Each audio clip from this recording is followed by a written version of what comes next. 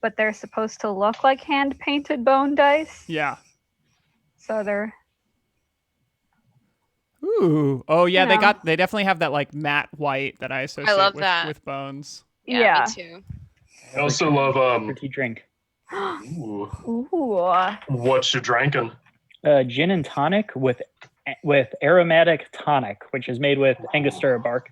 Ooh. So Ben, next weekend when you help us move, my buddy Garrett, apparently his dad keeps bees, and I only learned that like last week. The jar of honey that he gave me is incredible. Fucking need some. Up. We are live. So as far as I'm concerned, that's $10 donation. Yeah, you gotta. No one told me. You can make it 5. You can make it 5. No. I made this rule. I'm sticking to it. Yeah, we're I guess live. if we're live, that means that I can open my. Original Sin Cider. Yeah. Yes. Do you have the links open to the? Wait, it's not showing that we're live. Are we not live? Oh, I see that we're live. No, we're live. .tv Oh, we are live. Goblins. Okay. Yes. Okay. We are live. Yeah. Oh yeah. We were having a dice conversation. We were talking about dice. Yeah, I'm excited. I'm gonna show. So first, I'll re-show the Gorm dice that I'm using. Let me do this so I can try to inspire it to give me that. Give it a second. It will focus. It just takes it a little bit. And focus. Darn, didn't work. Focus. And Focus. There we go. Oh, it's trying so hard. It's really going for it. What if Okay, everyone. 3, 2, 1. Focus. That was not. God, it would have been so great if It would have been. Well, how did I get this earlier? Maybe if I just like. Yeah, like a makeup tutorial. Like, Yeah. hi guys. Thanks Give it for coming nothing by else. to I'm my trying. channel. I feel like I'm trying to do a Kamehameha, and I just the training. Look at the involved. dice. There we go. There it is. Nice. So there's the Gorm dice. That's a good dice. Yeah, it just feels it definitely feels very Mörk Borg. So I'm very excited. I got a nice little full set. So now I'm gonna show. We were showing dice. You show your dice that you're using. Viv.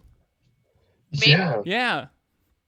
We've seen the bone dice, seen the Gorm dice. Oz, you should go. And we should mention where we have got these dice. Yeah, I got mine from. These are from. We have a sponsor who we work with here in Richmond called Alpha Comics and Games at Willow Lawn.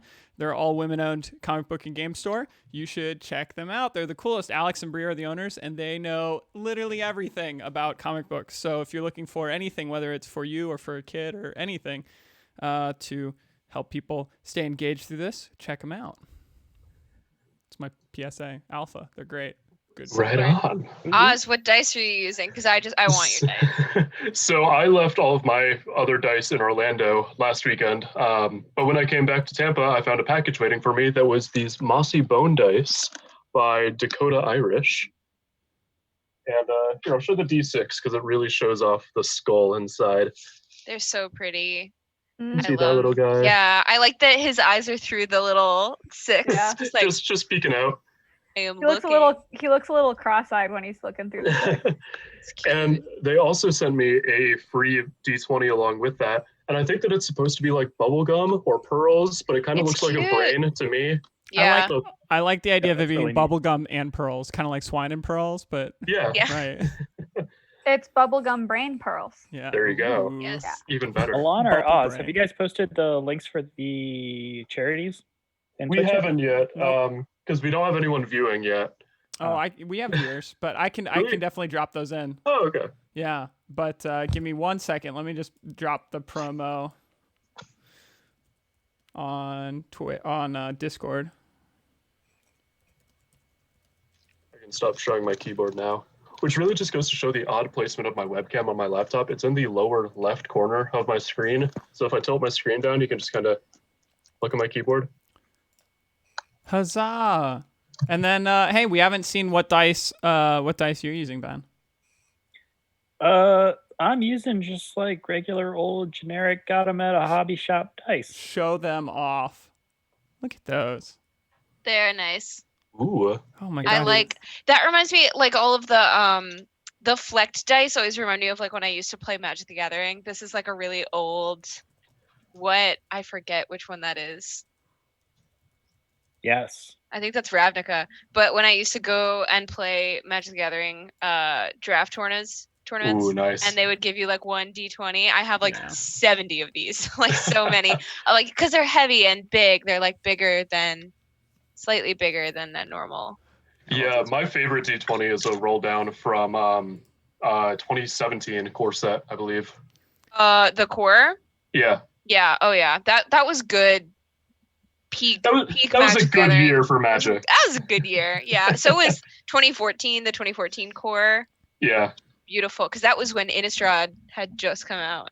Yeah. I care deeply about Magic. I've only done one Magic the Gathering thing my whole life, but it was a draft tournament, and I have some crazy stories from it for another time. Up for another time. Yeah. My dice, not to stick us on the dice Please subject. do. Yeah, while we're here. But I get my dice custom cast from a friend of mine who is at Root Beer on Instagram, RUETBEER.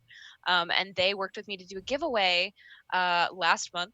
Was that last month? But they gave away Mighty 9 dice from Critical Role. Heck yeah. This is one of their first runs of the Critical Role dice, and some custom ones that I had got. So these are like clear dice with like flake in them. I don't know if that's focus, but they're clear and they have gold ink. They're really gorgeous. Yeah, bring them really close to your camera.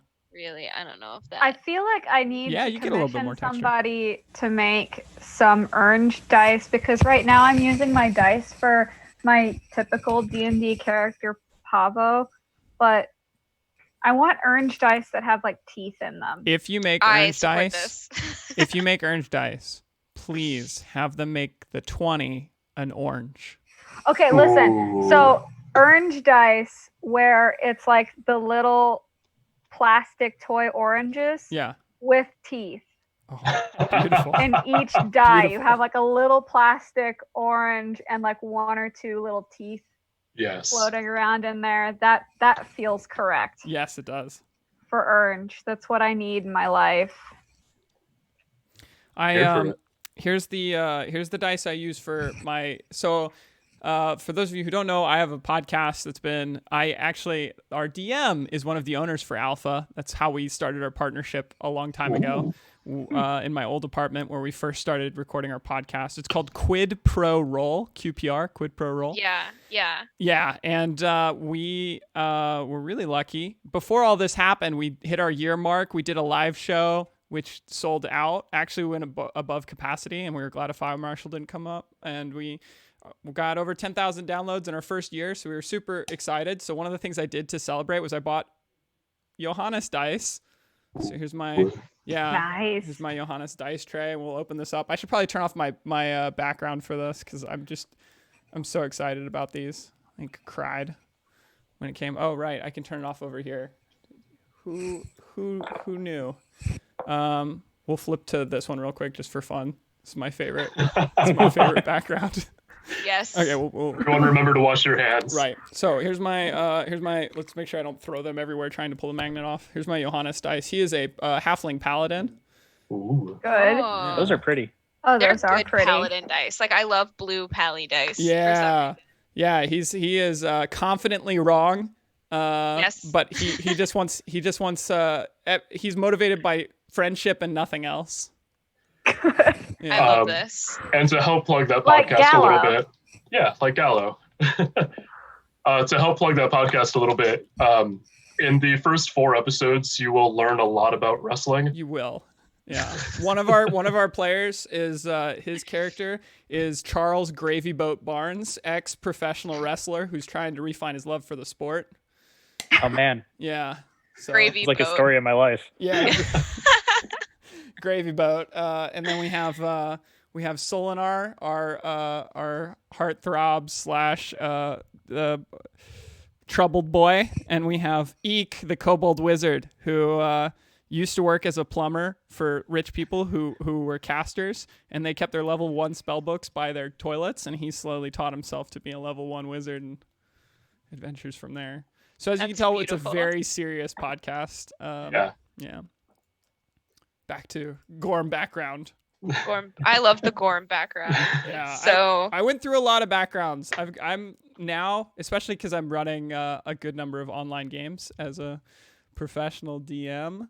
I've got this one for when things get real. oh no, that's the background that you don't want to see. I got this one, which I used to lure people into a false sense of Security. Yeah, before I spring this one on them.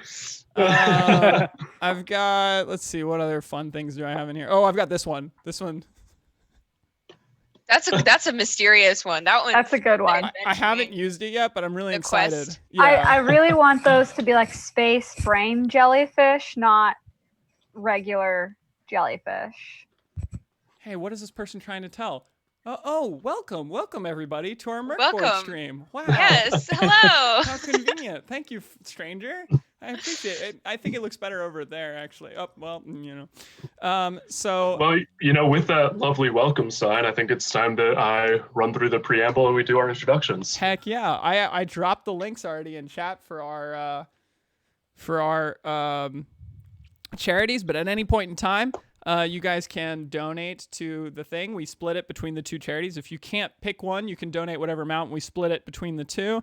And we have, I think, our receipts for last time up already on the Twitter. And I don't know if we closed our entries to our porcelain cicada. No, we haven't. So the first giveaway, the names for that will be drawn next Saturday.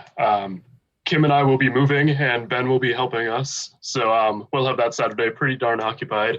But figured that would be a great time to draw the names from the raffles.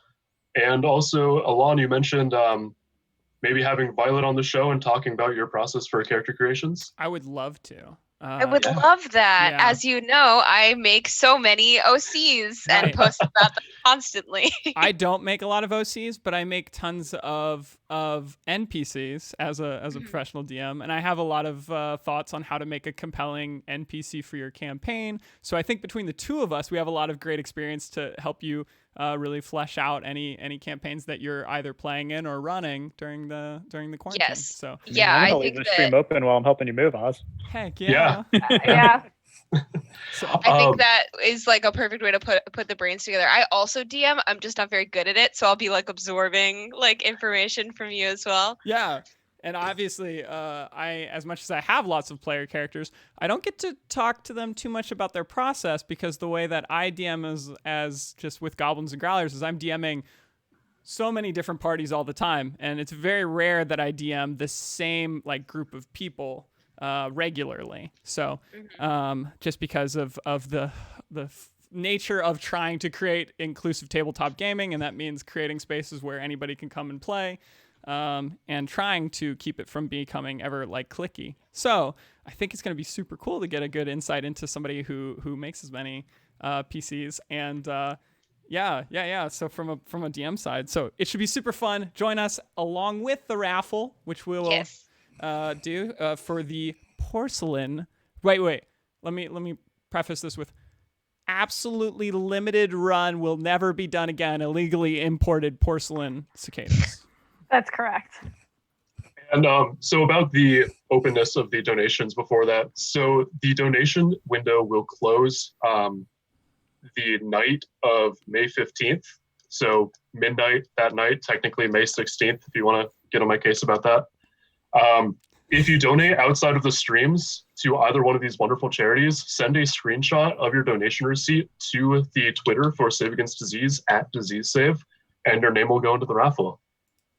So you have plenty of time to donate if you are interested in Royal Copenhagen porcelain cicadas illegally smuggled into the States. Woo! Well, Oh, that was yeah, loud. the porcelain was not illegal to get into the States. More getting the cicadas into Denmark. Totally The part legal. that was questionable. At best, illegal, at porcelain- worst. The porcelain cicadas themselves Were made legally. and brought back legally. Yeah, so don't worry, FBI Yeah. agent. FBI, they had tapped us long ago. FBI agent watching every single one of our streams. Yeah, it's actually an FBI agent who's really into tabletops. So we hope you join us next week. We're excited. Yes, please hang out. Yeah. Make sure to donate for the causes. Send us a donation.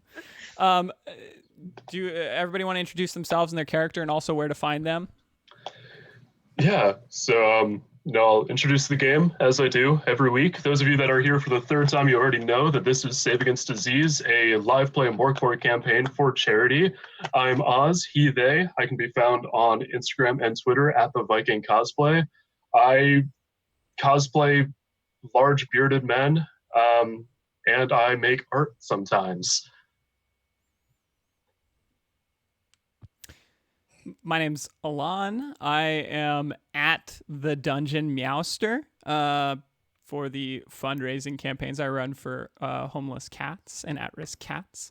I'm with Goblins and Growlers. We do inclusive community building through tabletop games here in Richmond, Virginia, as well as at cons. We've got some exciting announcements going up. You can find those at either my Instagram or the Goblins and Growlers Instagram, but follow that Goblins and Growlers for all of our cool things that we do, and not just the jabroni stuff that I get myself involved in. I'm playing Gorm Lawson. Gorm is the borderline schizophrenic, immaculately clean, but also very strangely so adventurer who somehow I think really didn't take too much damage. I think because people look at him and they're like, he's too clean to be a threat. So. Okay, hi, I'm Kim, Sanji's Closet on Instagram. I will take any pronoun as long as it's respectfully used. And then she won't give it back. It's hers now. Exactly. I just, my thing is like, students will call me whatever in the moment, and as long as you're being respectful, I'm chill. I cosplay mostly pretty twinks with a smart mouth. And I play the exact opposite in this campaign. I am playing Urnge, URNG, all caps, a fanged deserter who only says Urnge. That's all he can say. I was going to say, he says much more than that. He says he has very deep thoughts, and expresses them very eloquently and briefly. As they say, brevity is the soul of wit. With just a simple Urnge. And he has 3 pets that he loves dearly. Urnge, the dog, or no, that's the mule. Excuse me. Oh no! Oh no! Somebody update that wiki. So I've got, Urnge, the mule, Urnge, the dog, and Urnge, the rat. And eventually we'll sit down and figure out what Urnge calls all the rest of you. Maybe I'll make notes and then you guys can just guess and try to figure it out. I'm gonna do that now. It's a good Perfect. Yeah, good take-home assignment. The only party member that can speak Urnge is Gilbert, the fool, who is a very pretty, very dashing, disgraced noble from a house in the Western Kingdom. I play him. My name is Vi, or Violet, depending on how you know me. I am on Instagram and Twitter as ViViViolet _cos or ViViViolet_cosplay on Twitter and Instagram, respectively. I am a non-binary trans dude. I use he, they pronouns, or don't use pronouns. Do not perceive me. And I mostly cosplay and blog about processes and inclusion in the cosplay community. I play a lot of D&D, and Gilbert is one of my favorite OCs. with his singing, speaking sword, and Poltroon, his wonderful jester that follows him around. And I hear Vi occasionally has dice giveaways, so I do. I follow that did have a dice Insta. giveaway. I might do another. Maybe. And I'm Ben, Drunkle Ben on Instagram and Twitch. And I promise one day I will start streaming again. That has not been this week. But I play Scrum the Bastard. He's a gutter-born scum, escaped orphan who has a best friend in the form of a clean skull named Bob. Yeah, there's really not much to him. He hates authority, hates being told what to do, doesn't really have a bright, optimistic outlook on life, but he's here to see it to the end. I love that. And that might be sooner than later. Yeah. What's our HP count, yeah. everybody? Can we go around and do an HP count? I think. I mean, I know that Ernst got healed back to max HP last time. Yep. Yeah, Gorm, you guys drank from the muddy fountain and had the hallucinogenic tea. Yep. Gorm is max HP, but Gorm doesn't have a lot of HP, so max was not far. Ernst managed to get a fair amount of HP in our last level up. The getting better or worse. Yeah, the getting better or worse. Ernst got better. Wait, Yeah. should we have done getting better or worse for the pets? No. Wait, so when They're we did already the getting better, the pinnacle.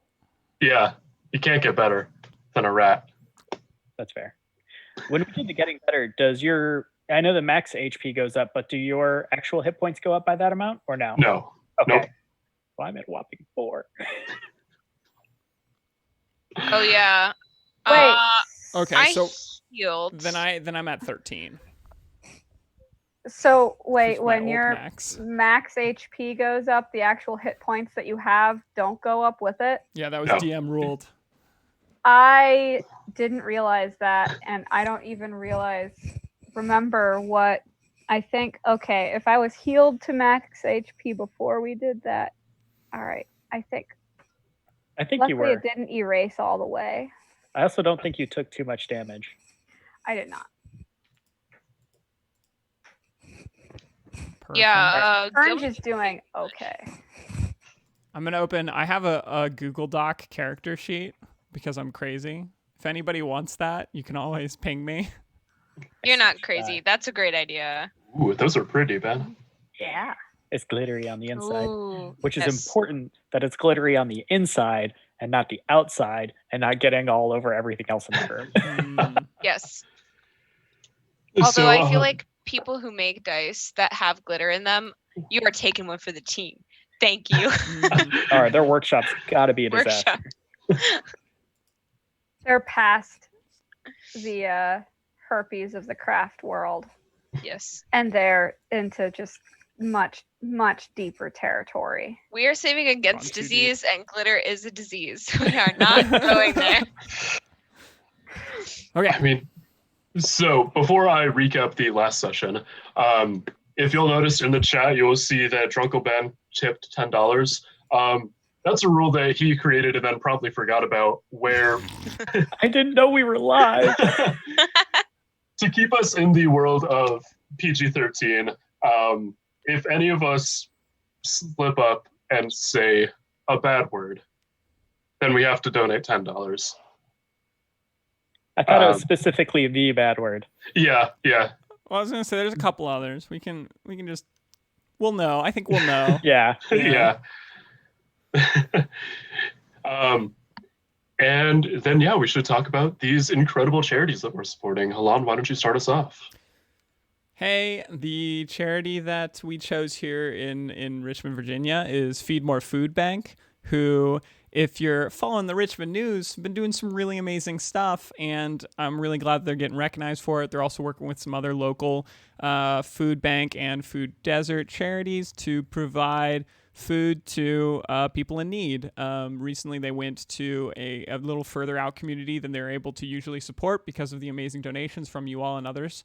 And they had a line which was with masks and at 6 feet apart, but around the entire building.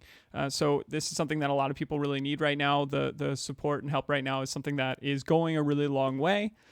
So by donating to a local food bank, you know that your money is going a long way to help the communities that most need it. So that's why we have Feed More. Their link is in the doobly-doo, the chat. That's what it's called. And The doobly-doo. Yeah, right. Yes. Little relic. So that's one of our charities. The other one is equally amazing, and I'm gonna throw it over to Oz. So the other charity that we're supporting is called Printing the Curve Flat. It is a coalition of crafters with 3D printers who have been printing face masks, ear strain relievers, face shields for doctors, nurses, and other people on the front lines of this pandemic.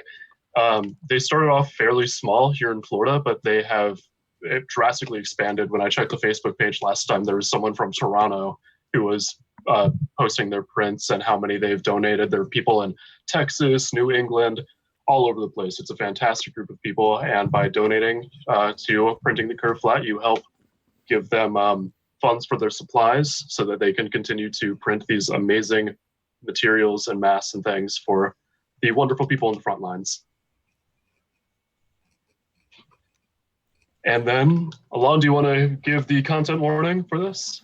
Yeah, so as the Mörk Borg is an indie RPG, we're very excited to be playing it, but it comes with its own kind of aesthetic that we have committed to, which is one of blood, gore, violence, hopefully not too much language, but if there is too much language, that's going to be going to charity, so that's great news. And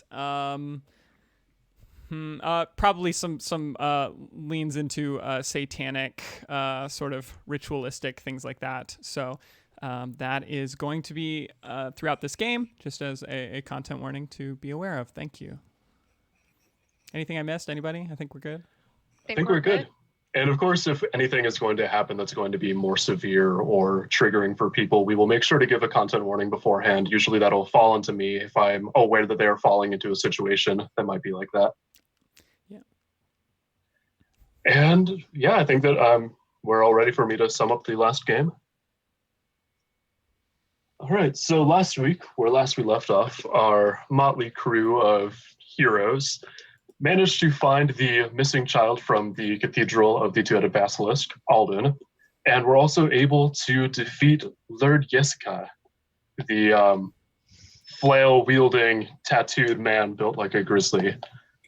They continued to adventure through this dungeon, meeting a woman who seemed fascinated by the sludge that oozed from the dungeon, gave them hallucinogenic tea after finding out that they were okay, gave them the antidote for the tea. And with Alden in tow, they were able to return to Galgenbeck and return him to the cathedral. And then they got better or worse. But I think that for the most part, you guys generally got better. You got more health, your stats improved, right? Yeah, I don't think anybody critically failed. I know I started pretty poorly on my stuff, so it was. I think I could only get better. There was only one way to go for me. Same. So let's see. I'm just going to pull up the inventory page here to find out the cost of a hotel, because at this point it is late in the day when you return to Galgenbeck. So I imagine that you would be looking for a place to stay. Hope this isn't a Dragon Con situation. Yeah, there's no like big, clamor. But Gilbert will sort of step forward, and like run into an inn and like run up to a bartender and say, "Hello, how much is it to stay at this fine establishment? Where am I?" So you look around, and it is a 2-story building. It is not very large. And it seems that people have taken to just anywhere on the floor where they can sleep. Some people are still trying to enjoy a drink, however bad it might be. So you're saying this is a con? Well, and he says, "A place to sleep here is 3 silver. And that A would just person. be everywhere on the floor, just wherever we wanted, just on the floor. Yep.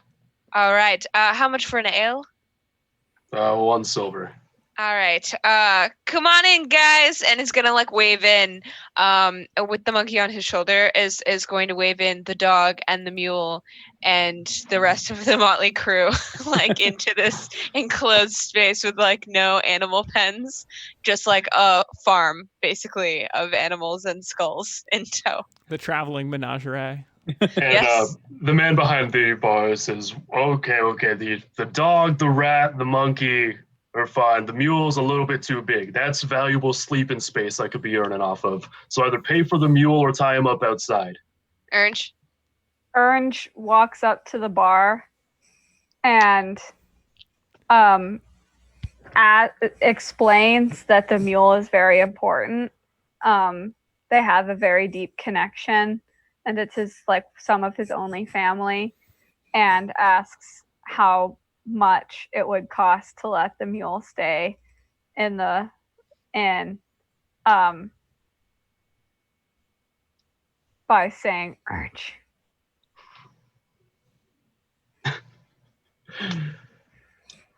Just puts a hand on the bar.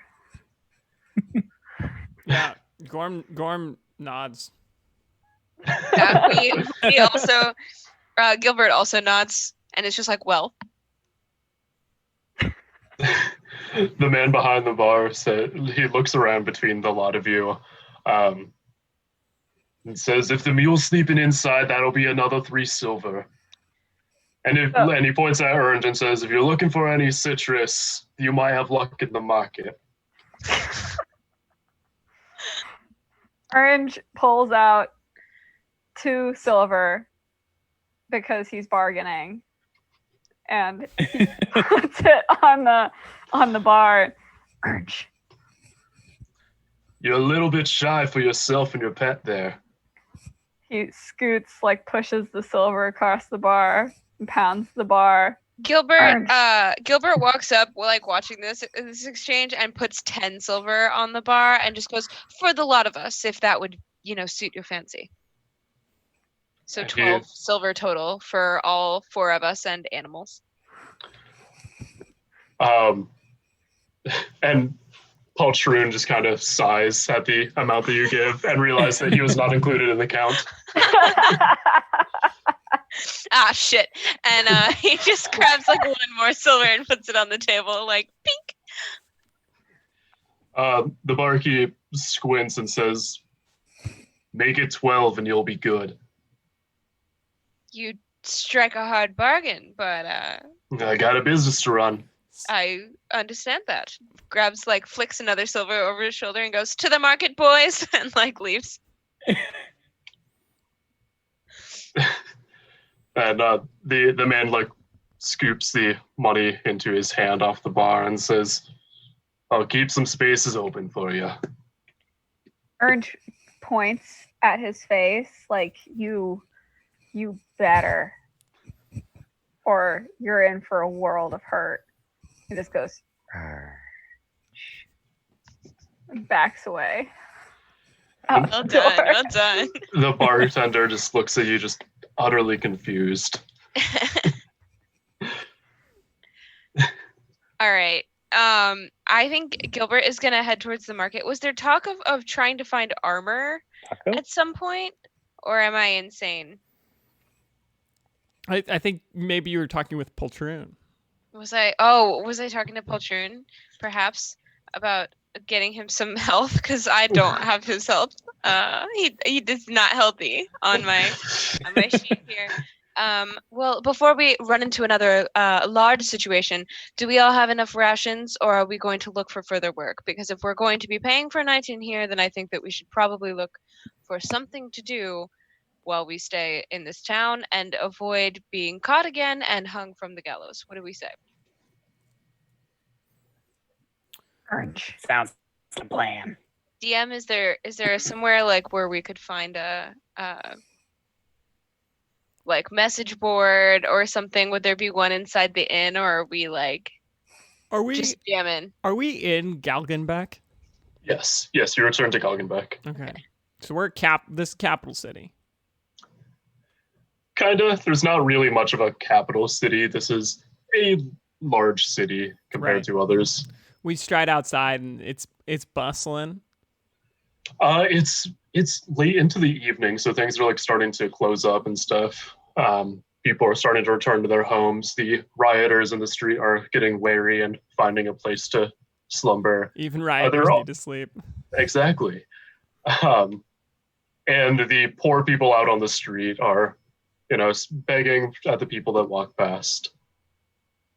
The normal sights in late night Galgenbeck or late evening Galgenbeck. Gilbert would probably look for like signs of debauchery, like signs of any like backwoods dealing. Is there any like dark alleyway or like otherwise saloon that seems to be riotous that we could head towards? And should I roll for that? Oh, I mean, it's easy to find like dark alleys where people are getting mugged or things like that. It's not a alarming sight in the city at this point. It's every alley. Right. Yeah. All right. So knowing that, not going to intervene with any muggings, but definitely gonna turn to Ernge and the rest of the party and just say, so fine day's work means a fine night's ale, right? Should we go looking for some kind of place to have ale that's not the hole where we'll be sleeping? Yeah, I never like to sleep with my ale. I like. I'm also not a fan. End up with a wet trouser situation. I always just feel like I'm drowning. Orange nods in agreement and gives Gilbert a nice hard slap on the back and is basically tells him, good idea, Gilbert, by saying, Orange. That one sounded strained. Yeah, Orange. I'm going to quiz you guys on the orangeisms later. All right. Gonna get like a crash course. I'll take notes. We'll have that TED Talk at some point. How well do you speak Orange? We'll have that Orange Talk. Yeah. Is that a Zillow quiz? Like, how well do you speak Orange? Yes. God. Yeah. So DM, like, sort of walking through the town, what is there to behold? What kind of debauchery can we possibly get ourselves into? Where shall the team be drinking? So, looking around, of course, the biggest sight is from where he just came, inside of Galgenbeck, the large ivory tower that pierces into the heavens, that of the Cathedral of the Two-Headed Basilisk. It can be seen from almost any point in the town. But walking around, you find a spot kind of towards the center of town where it's a little bit more quiet. People aren't begging or rioting or closing up their shops. And there are a few places. It seems like many people have turned their houses into like brothels or bars or things like that. Any means of getting extra money from where they can't. There's a very fine line between business and home here in Galgenbeck. But you can find many a tavern. Some of them say that they have places to sleep. Some of them say that they have beer. One sign says the best beer in Galgenbeck, and a sign right across the road says, ignore that sign. We have the best beer in Galgenbeck. Wow, that's a big sign. Yeah. There's actually no name for the bar. That's all it says with an arrow pointing at that other bar. Well, what do you guys say? Do you want to go for the best beer or the denier of the best beer that has the best beer? I'm really into antagonism. I feel like that this split is Gorn. Like which tavern does he want to go to? Well, if they're denying the other one, it's because they feel threatened, meaning they're wrong. Orange would like to argue that whoever claimed they were the best first is probably originally the best. and therefore the best. And he eloquently explains this by saying, "Urge." All right. Well, I don't quite care where we go to drink, but I feel like if it's the best, then we might as well have the best. We had a pretty good day today. And Gilbert sort of walks into like the entranceway to this bar to see what's going on in here. Is it a populated bar or is it very chill? So this bar, it has a few people in it. It doesn't have people sleeping on the floor like the other one. And this bar looks like people trying to maintain whatever like semblance of wealth or humanity they had left. Like it looks like they're trying to wear nice clothes, but they're not exactly fitted right. They're covered in dirt and soot and blood in some cases. And it's a little bit more quiet than the first bar that you first run into. All right. Gilbert's just gonna like turn around and go, Scrum, these are my people. And like go ahead and sit down and like just man spread in like the most annoying way possible. Oh, perfect. Just like completely like sits down and like shimmies his back into it and just goes, what a long day, and like passes the seat next to him and like motions at Paul Trune and makes him come sit down. And he's gonna sit and sort of take a load off and say, if we're gonna sleep on the floor, might as well have some ales where we can actually sit on a bench. And he'll wait for the rest of the party to decide what they want to do. Orange is also gonna walk in, and he's gonna sit down on the other side of Gilbert, and also man spread. I feel like it just seems like the thing to do, based on social cues. And Winning wow, Galgan back. do you guys see someone just tip $250? What? Oh, What? What? wow. Tim? Holy cow! Tim, what are you doing? That's amazing. Thank you so much for Tim, your thank you incredible so much. donation. Oh my Yeah. god. That's amazing. Looks like somebody just won a jar of lard. Oh, Tim got the jar of blood.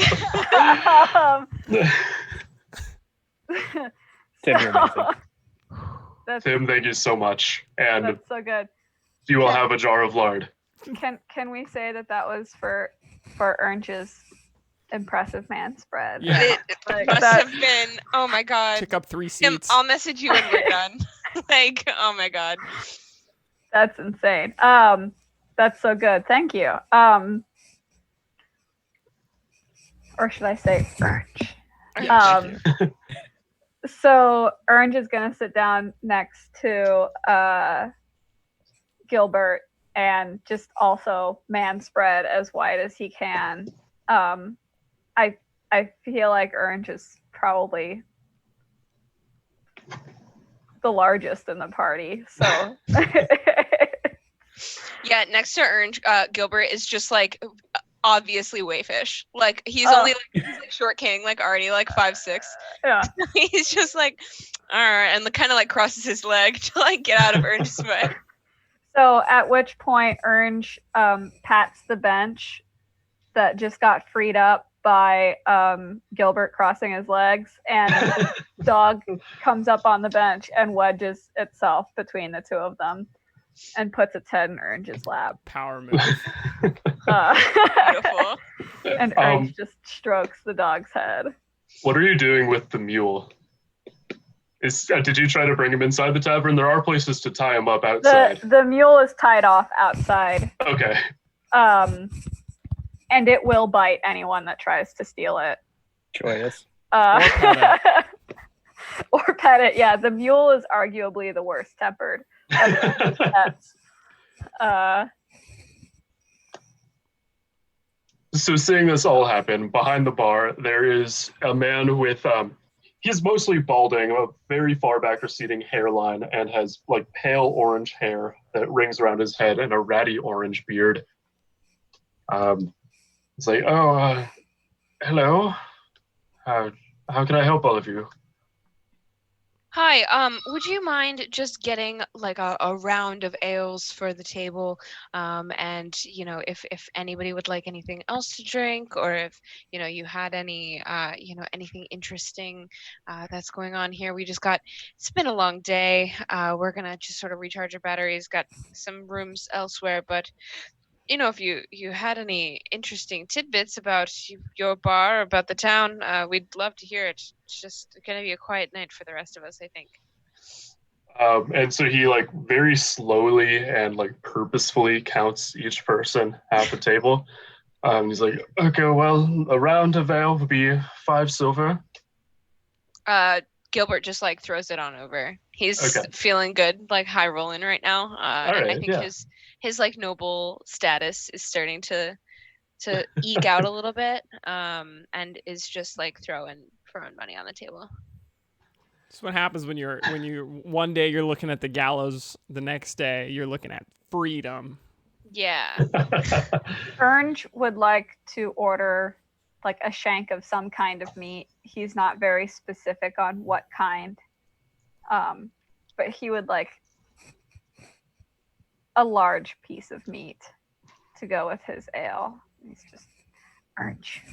Gorm is like, and if I could get a cup of the hottest water that you have. If you think that it's too hot, just leave it on the burner a little bit longer. Why do I feel like Gorm is one of those people that would get like a plastic bottled water and stick it in his car, and then after about 4 hours in the heat, that's the perfect temperature for him. He just wants that hot plastic water. Gorm has a leather interior car and does not run the AC. No. So Gorm's the devil. Yeah. Gorm never sweats. That's why he's so shiny clean. Just it's like a dove, like a duck's feathers, just like oily. Yeah. Oh no. Anything that hits it just slides right off. When I'm trying to catch him, he just right out. Like a greased pig. Oh my god. Your finest hot water. Yes, I can make that happen. Thank you. And so after a moment, he comes back with the 5 ales, and he places a kind of old-looking orange in front of Orange, and turns to Gorm and says, "Your water will be ready shortly." Orange just looks at the orange and looks at the guy. He's already walked back towards the bar.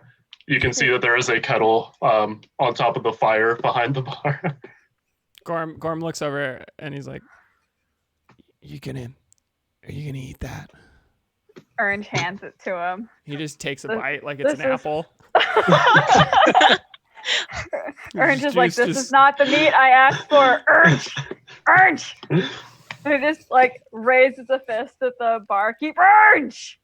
Oh, do you want another one? I can see can't if you I see have I any left. wanted meat? Orange. Gilbert will like casually intervene, just like pat like very like his baby hand on Orange's giant body, and just be like a cut of meat of some kind, or a beef shank or anything. Oh, okay. Obviously, that's what the man said. It's been a long day. That'll be 2 silver pieces. Okay. Orange puts 3 silver on the table. All right.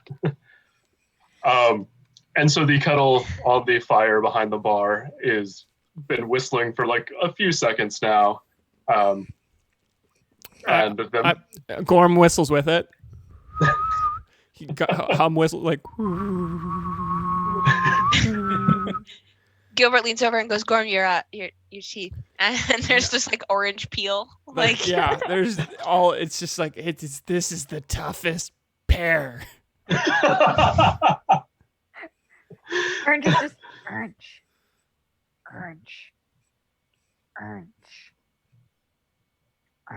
It's not a pear, dear. He does a little bit of the like. Puts his finger in it, makes it like, and then he takes it. And he's like.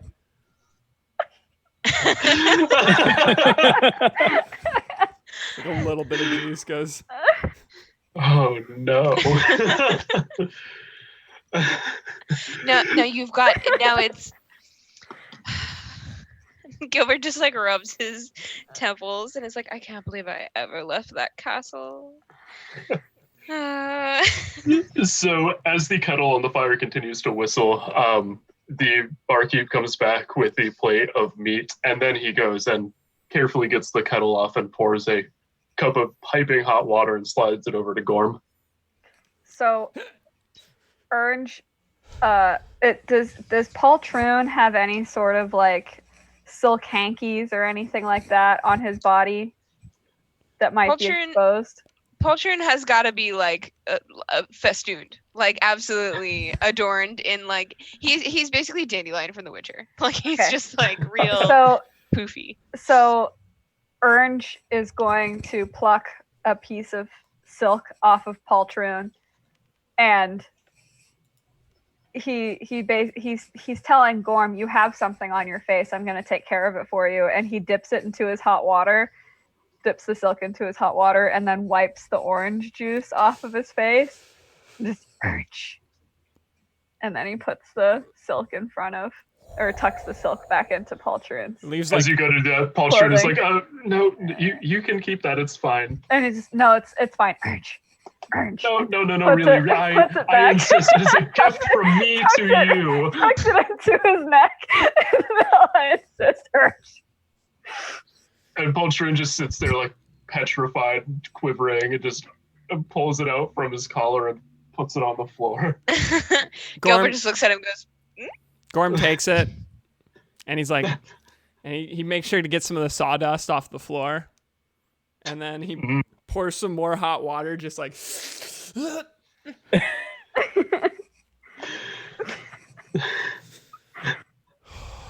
and his face is just bright red. oh no. God, like steam. Yeah, and then there's a little bit left. He just swells it, and he goes.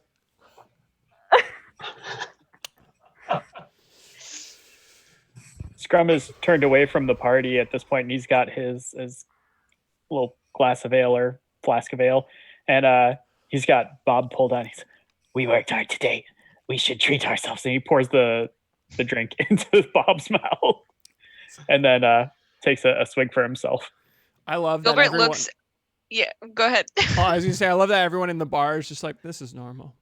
This is fine. Yeah. Gilbert looks at the camera like Jim from The Office. Just like...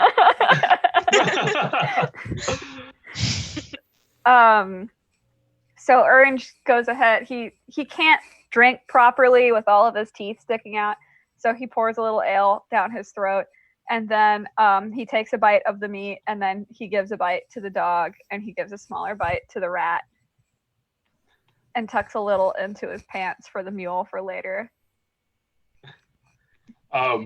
The barkeep is letting the kettle cool, and he's just seeing all of this transpire, and just pulls out a washcloth and wipes down the bar from where the beer poured onto Bob spilled and everything else.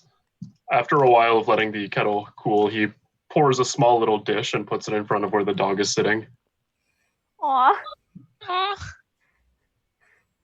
Orange. And he just kind of looks around at the lot of you and says, so, how's your day been? Gilbert's gonna uncross his legs and sort of sit up straight and look to his left and look to his right and sort of motion to all of them and say, we just saved a boy. He was a cannibal.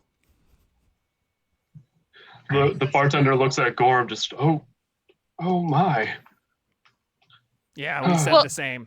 Unintentionally a cannibal. He was being fed human meat. I don't think that he knew. The bartender just nods and looks down and continues wiping the bar. Does anyone here have any particular problems with cannibalism? Is there any reason that we should dwell on that fact, or are we all just kind of the forgive and forget type? Because that's where I'm landing. I gave a man an eye. You did give a man an eye. He can see That's again. True. Yeah, I think that was a statue, but it was a beautiful piece of performance art. The bartender with the talks of cannibalism, just kind of keeping his head down, not making eye contact, wiping the counter, says, "Times are tough, I guess. Take what you can get." What about you, bartender? Did you have a nice day? Oh, it's been a day, doing our best to hang in there, making sure that the riots don't burn down my tavern. Making sure that the world stays together in my little corner of it. Is it staying together? Or is it seeming to fall apart? Because we almost died this morning. And Gilbert just takes a giant sip of his ale and polishes it off in one go. And I am happy to patronize your establishment, but I'd hate to cause you any trouble. Oh, no, you're no trouble. No trouble. Do you want us to start? We can start trouble. Oh, I'd rather you didn't. Oh, okay. Are you running into any trouble lately? Is there any other tales of local trouble that might need some people who save children and do all sort of holy work? Well, there have been people in the town talking about children gone missing. Multiple children gone missing? Is this Yes. at all related? Is this at all related to some children from the church, or are they not holy? Oh, I'm not sure. It's just people talk about it, say that they've heard whispers. Some people say that their nephew has gone missing, or that they heard from a friend that their child has gone missing. And it seems to be the talk of the town. Hey guys, What? you noticing a trend? No. Gilbert is gonna lean into Bob and be like, "Hey Bob, you noticing a trend?" Bob. Scrum for Bob shakes Bob's head no. Yeah, no. Orange nods. Strokes his dog's head. Yeah, I'm wondering if there's a greater organization at fault for that one kid that we saved earlier. But we killed that guy. We killed the chef that seemed to be serving up the human meats. He was a lord. He was a lord, Lord Jessica. Jessica. Yes, we did get rid of Jessica. Do you think Jessica had friends like a Yennefer? No. It took me years to have a friend. He didn't have any friends. You don't make friends easily? I feel like we pulled this crew together pretty quickly. I've made more friends on the gallows than I've made anywhere else. Oh, have you been gallowed multiple times? That was my first time. Gotta tell you. Incredible experience. Would love to never do it again. Gorm pulls off his shirt, and he's just and on his back there's it looks like a tattoo or a brand. It's kind of a mix in between the two, and it is a line on the bottom and a line that goes straight up like a gallows, and he's like, "I was born to the gallows." You were born there? Is that tattoo from your childhood, or? It's like, no, I was born with that mark. The gallows have always been my only friend, and I make only my friends at the gallows. I see. So was it clandestine, meeting all of us and sort of motions to the animals and everybody around him, or? No, there are no gods. Nothing is planned. All of this is pure luck. Just like when the world was created, as the turtle pooped out the world in this vast sea. The bartender very much gives you that same look of just, and then he goes back to doing work behind the bar. Scrum is just nodding. Another member of the Great Turtle Church. I think Scrum is also a member of the Great Turtle Church. The Ninja Turtle Church. Well, Gilbert will like nod and be like, I think that you and I have a couple of things in common. I also don't believe that these gods that everyone around us seems to agree on have any niceties to pay us. Um, I personally used to be very much someone surrounded by friends. I was a young noble, and even after my whole family was no longer around me, found myself in another family, and I was able to make all of them friends. So the inherent loneliness of the gallows was a kind of a low point, but you guys seem great, so we're going with It's a high point for me. All downhill from here. Till the next one. Gilbert is gonna like lean his head over the remainder of his ale and sort of like flag the bartender and hold up his cup and ask for another one. He's gonna like drink his stuff away and look at Poltroon, like narrow his eyes and just shake his head. So yeah, the bartender asked if you want another round for everyone or for yourself, or I definitely want one. Could you tell us a little bit more when you come back with the drinks about those kids that have been disappearing? like, certainly I can tell you what I've heard. And he points around the bar and is just like, which of you want more drinks? Orange raises his glass and Orange, and then he just dumps the entire rest of the mug, whatever it's stored in, down his throat and slams it on the table. Orange. Gorm hasn't touched his ale, but he slides another silver piece. Just like, more water, steaming hot water. Yes, absolutely, but also one more ale. Okay. Just gonna watch it. Just watch the bubbles rise. So he takes that silver and slowly and deliberately counts the people at the bar and says, and then that'll be 4 silver for the other house. Scrum will slide a silver over. Orange will slide a silver over.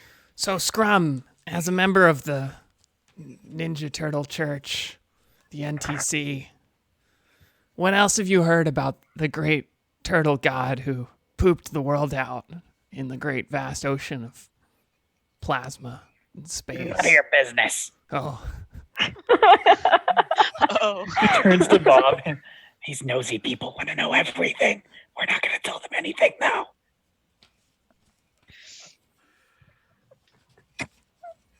Gorm just kind of takes the ale, he raises it up at him, and he goes, "I understand." And then he just sets it back down.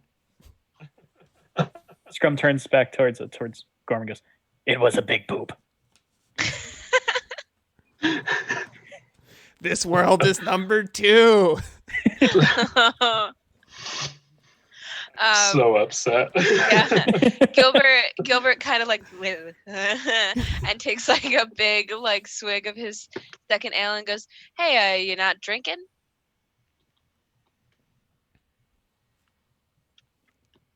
He's Gorm? looking at Gorm. Yeah.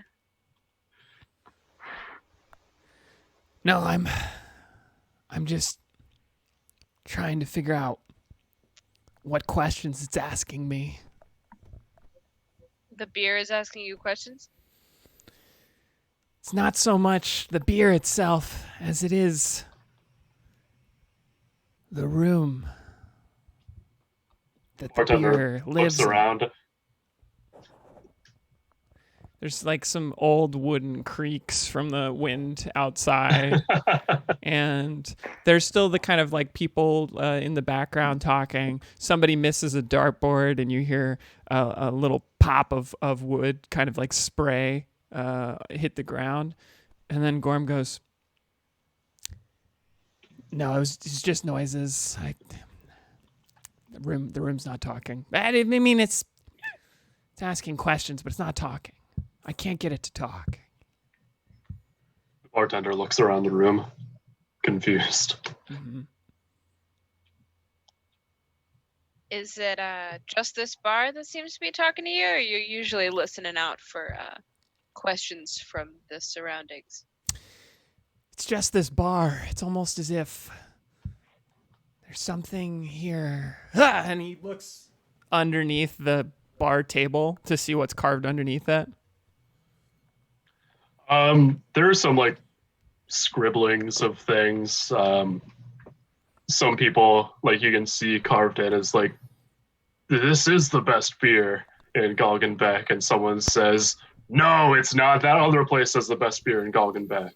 Seems like it was meticulously carved. It took a while to take that response. And I feel like in radiating true dog energy, Orange's dog is also licking the underside of the table. Mm-hmm. Yeah, Gilbert's gonna like look underneath and kind of see the graffiti and like the chewed up bits of like sand that are like in there or whatever, like sassafras root and tobacco leaf, and sort of notice and just be like, there are some secrets, some dark secrets. Scrum's gonna stick Bob's head under the table. Gilbert looks at What did you Scrum see? and nods. I like this view of just there's the tabletop and all of us are underneath it, and then the skeleton of Bob. Perfect. Orange is just looking at everyone like they're crazy. Like his dog licking the underside of the table is fine. That's dog things. But he's just like looks at all of you guys and is like, I'm the only sane one here. And expresses this with just Orange. Gilbert's gonna pop up when he hears Orange talking and go, hey Orange, what about you? Are you trying to figure out what's going on with these kids? What's your goal here? Orange has some theories that he's working on, but he's not ready to divulge them just yet. And he just Orange. All right. And Gilbert's gonna like come up from the table and sort of like gently pat Gorham on the back and say, "You find those secrets, buddy." No, and I figured it out. What did you figure it out? I figured it out. And he grabs the ale that in his hand, and he goes, I figured it out. And he just walks out of the bar. And the bartender is like, those glasses are. Okay. Should we follow him? Should we go after him? The bartender says, could you return my mugs? I will. And he gets up and he takes a mug with him and also walks out. Don't worry. I got it. Scrum, Bob, do you mind helping? And you're muted, bud. Fine. Scrum, you're muted. Scrum's not muted. All right. Bob is muted. All right. Gilbert's gonna like walk outside and like look to the right and look to the left and try and find Gorm. Be like, hey, I didn't pay for those and I don't plan on it. Orange went initially out to find Gorm, but he stopped at his mule, and currently he has the mule drinking out of the mug of beer. So there's just like a great mule tongue, just like Yeah. just yeah, like imagine the deepest, loudest, slurpiest, echoing drinking sounds as this mule just out of this the beer is dying. Poor Ben. I'm sorry. Sorry. All good. And Orange is just whispering gently to the mule, petting it as it drinks its ale. All right. As long as you make that back inside, that's all we need to ask for. Orange. Gorm, where are you? Is he anywhere to be found? So Gorm has gone across the street into the other bar. Okay. Has he left any evidence behind? Let me just do a quick. Trail of lard. Anything? I think it's okay. I roll. Lard Sack of dripping. lard is leaking. With what I rolled, he still had some hot water dripping off, so you can see melted. Is it like snowing out? I assume it's snowing just because we're in a Scandinavian setting, but Yeah, there's a little bit of snow on the ground. Yeah, you can see a little melted, like drops of water hit the snow and just immediately melted through it and it goes up to the other bar. All right. I think Gorm is gonna, or Gorm. I think Gilbert's gonna like sort of point at the drippings of Gorm and look. Scrum. He's gone into that bar. We've paid our tabs, right? Yeah. All right. Let's go find him. And Gilbert's gonna like walk towards the other bar and like crack the door open and like stick his head in. So, Gorm, what are you doing inside of the bar? So Gorm already ordered. You're muted. I know. Gorm already ordered 2 ales. Slid the silvers over to the barkeep. He walked in with 2 and he ordered 2. So the man behind this bar, his hair looks as if it could fill in the bald spots of the other man's hair. It is also like a old orange, and he has a very like scraggly beard as well. And the barkeep, being confused at your 2 ales in hand, slides you 2 other ales and takes your silver. Yeah. So, and this is happening while you guys are kind of walking up, and Gorm has like listened to both ales, the stories that they're telling, and then he just does a like quick smell of each, and then he tastes each. What happens? What is the taste of each ale? So to walk you through the process, the voices of the ales sound strikingly similar. Yeah. The aromas also very similar, and then you taste the ales, and they're the same beer.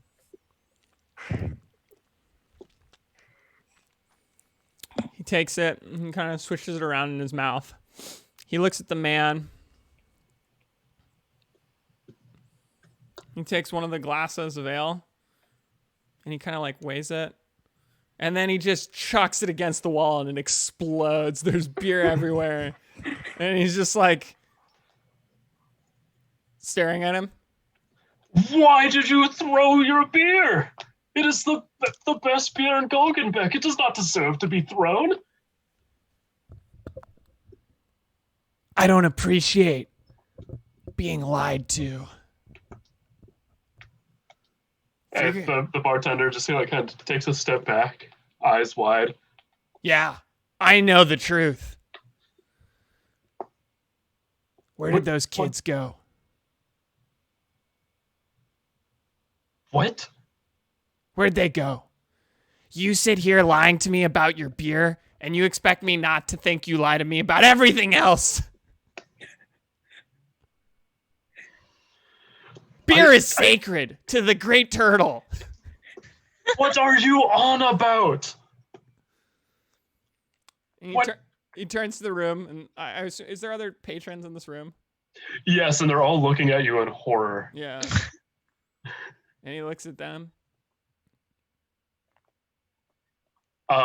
One guy leaps up onto the table, throws his mug across the room, and says, "You're the great turtle, says not to lie."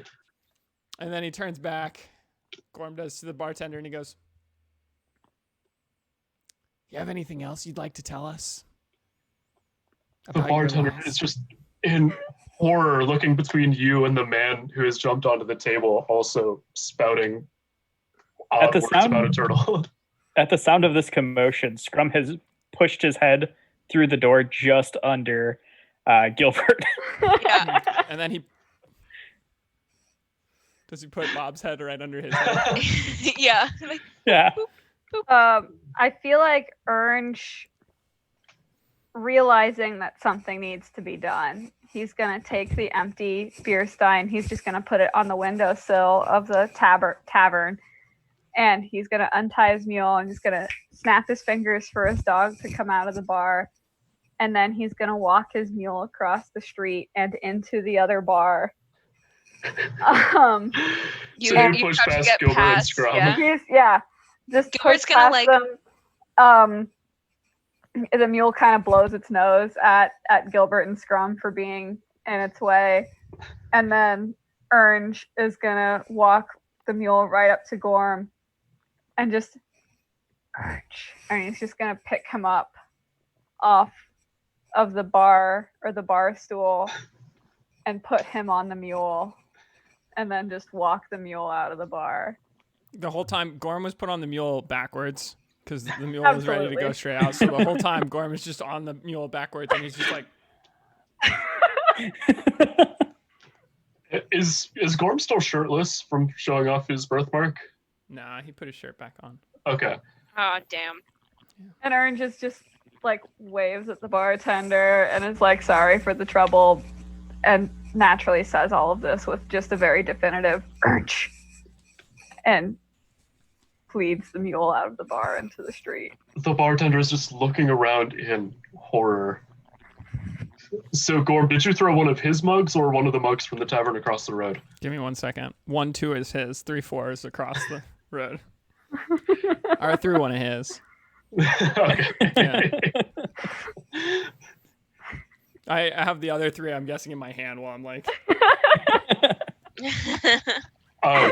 So, Orange, as you're leaving, you hear the man who stood up on the table go up to the bartender, and he kind of says quietly, he's like, "Hey, man, I'm sorry. I just kind of got caught up in the emotion of things. I didn't mean to throw the mug. That wasn't cool of me." Gorm's gonna be a cult leader someday. Giant turtle cult. Yeah, I didn't realize this, but this is for sure where he's headed right now. Gilbert's gonna like look down at Scrum and like look at Bob and then like look at Scrum again and be like shrug and then like sort of step backwards and like hold the door open for the mule to exit and be like, okay. So I have a quick question, Senior DM. Was anybody acting when Gorm threw down those accusations? Did anybody act really weird or try to leave the room? Everyone was kind of just in horror. Really, the strangest reaction was someone like agreeing with the bullshit that you were spouting. Yeah. Okay. So as you guys leave the bar, it is nighttime now. The sun has set. You guys are tired from your day of traveling and drinking and yelling. Okay. You guys do have floor space reserved for you at that other inn. Well, I feel like we should probably walk back towards the place that we're going to sleep, but didn't anyone else think that it was a little strange that there's a lot of children going missing? Is there anywhere that we could sort of figure out what's going on there? We could probably make some cash of returning people's kids. Maybe that's a trade. Maybe that's a way to start your cult. We could kidnap the kids and then return them for money. We could I like that kidnap the idea. kidnapped. I also like that idea. It's like kid sleeping is when you kidnap a kidnapped kid. It's kid. Kid, yes. Is that Kid right? bed. You're the teacher, Kim. Uh, How's that one work? is that a kid nap or is that a kid sleep or a kid snooze? It's kid snooze. That's Kid it. snooze. Thank Kid you. I knew snoozing. you'd know the proper vocab. Yeah, or kidnap napping. Yeah, that's a grammar thing for sure. Yeah. Or is it like a kid nap pandic? Forwards and backwards. Oh my god. Why is it called kidnapping? Race car. Okay. So yeah, we're heading back to the other inn. On that topic, I don't remember the right term for it, but the phobia of palindromes is in and of itself a palindrome, Yeah. which Oh my is god. really good. Somebody who's That is watching, if good. you don't mind looking that up and dropping that word in chat. Also, we had somebody say it only snowed 5 days in Stockholm this year, which is so there's no guarantee of snow. So I might have to change my background. I thought it's real heavy rain. It's real Well, this is many years ago. It's before heavy. Right. global warming. Yeah, That's when it was all about snow. yeah. Even my time, like when I was living in my year and a half living in Copenhagen, it rarely snowed because of the salt coming off the sound. So it was always like real Oh, wow. gross heavy rain. Gross. My favorite. Yeah. All right. DM, is there anywhere else that we could go to kind of like get more information about these kids? Or anywhere else that like someone else would want to go. I think that Gilbert got his drink on. He's like pretty happy having just, he's like 2 ales in and is like, the night is young. Times are wild. We should make some money or go to bed. At this point, most places are like closed down. There are very few people on the streets except for the people sleeping on them. Doesn't seem like there's very much going on at in the town at all. Okay. Is there Gilbert's gonna like lean to Gorm and be like, "Hey, did you finish all your beers?" Gorm has 3 beers in his hand, and he's sitting on the back of the donkey and just continuing to do this down the street. Gorm, you wanna give me one of those? He takes one. He takes all 3 of them, and then he pulls out an herb, and he drops it into one of them, and then he shuffles them around. And hands them out. And just sets them on the. Ernst takes one, and he wants to challenge the others in the party that are willing to who can finish their drink the fastest. I'm gonna grab one. Should we roll to see who gets the one with the herb? I already did.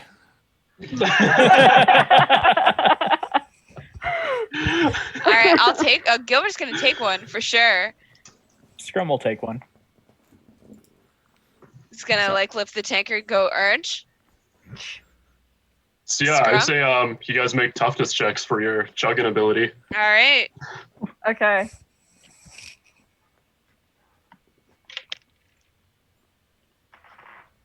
So Ernst rolled a 19 plus 1, so a 20.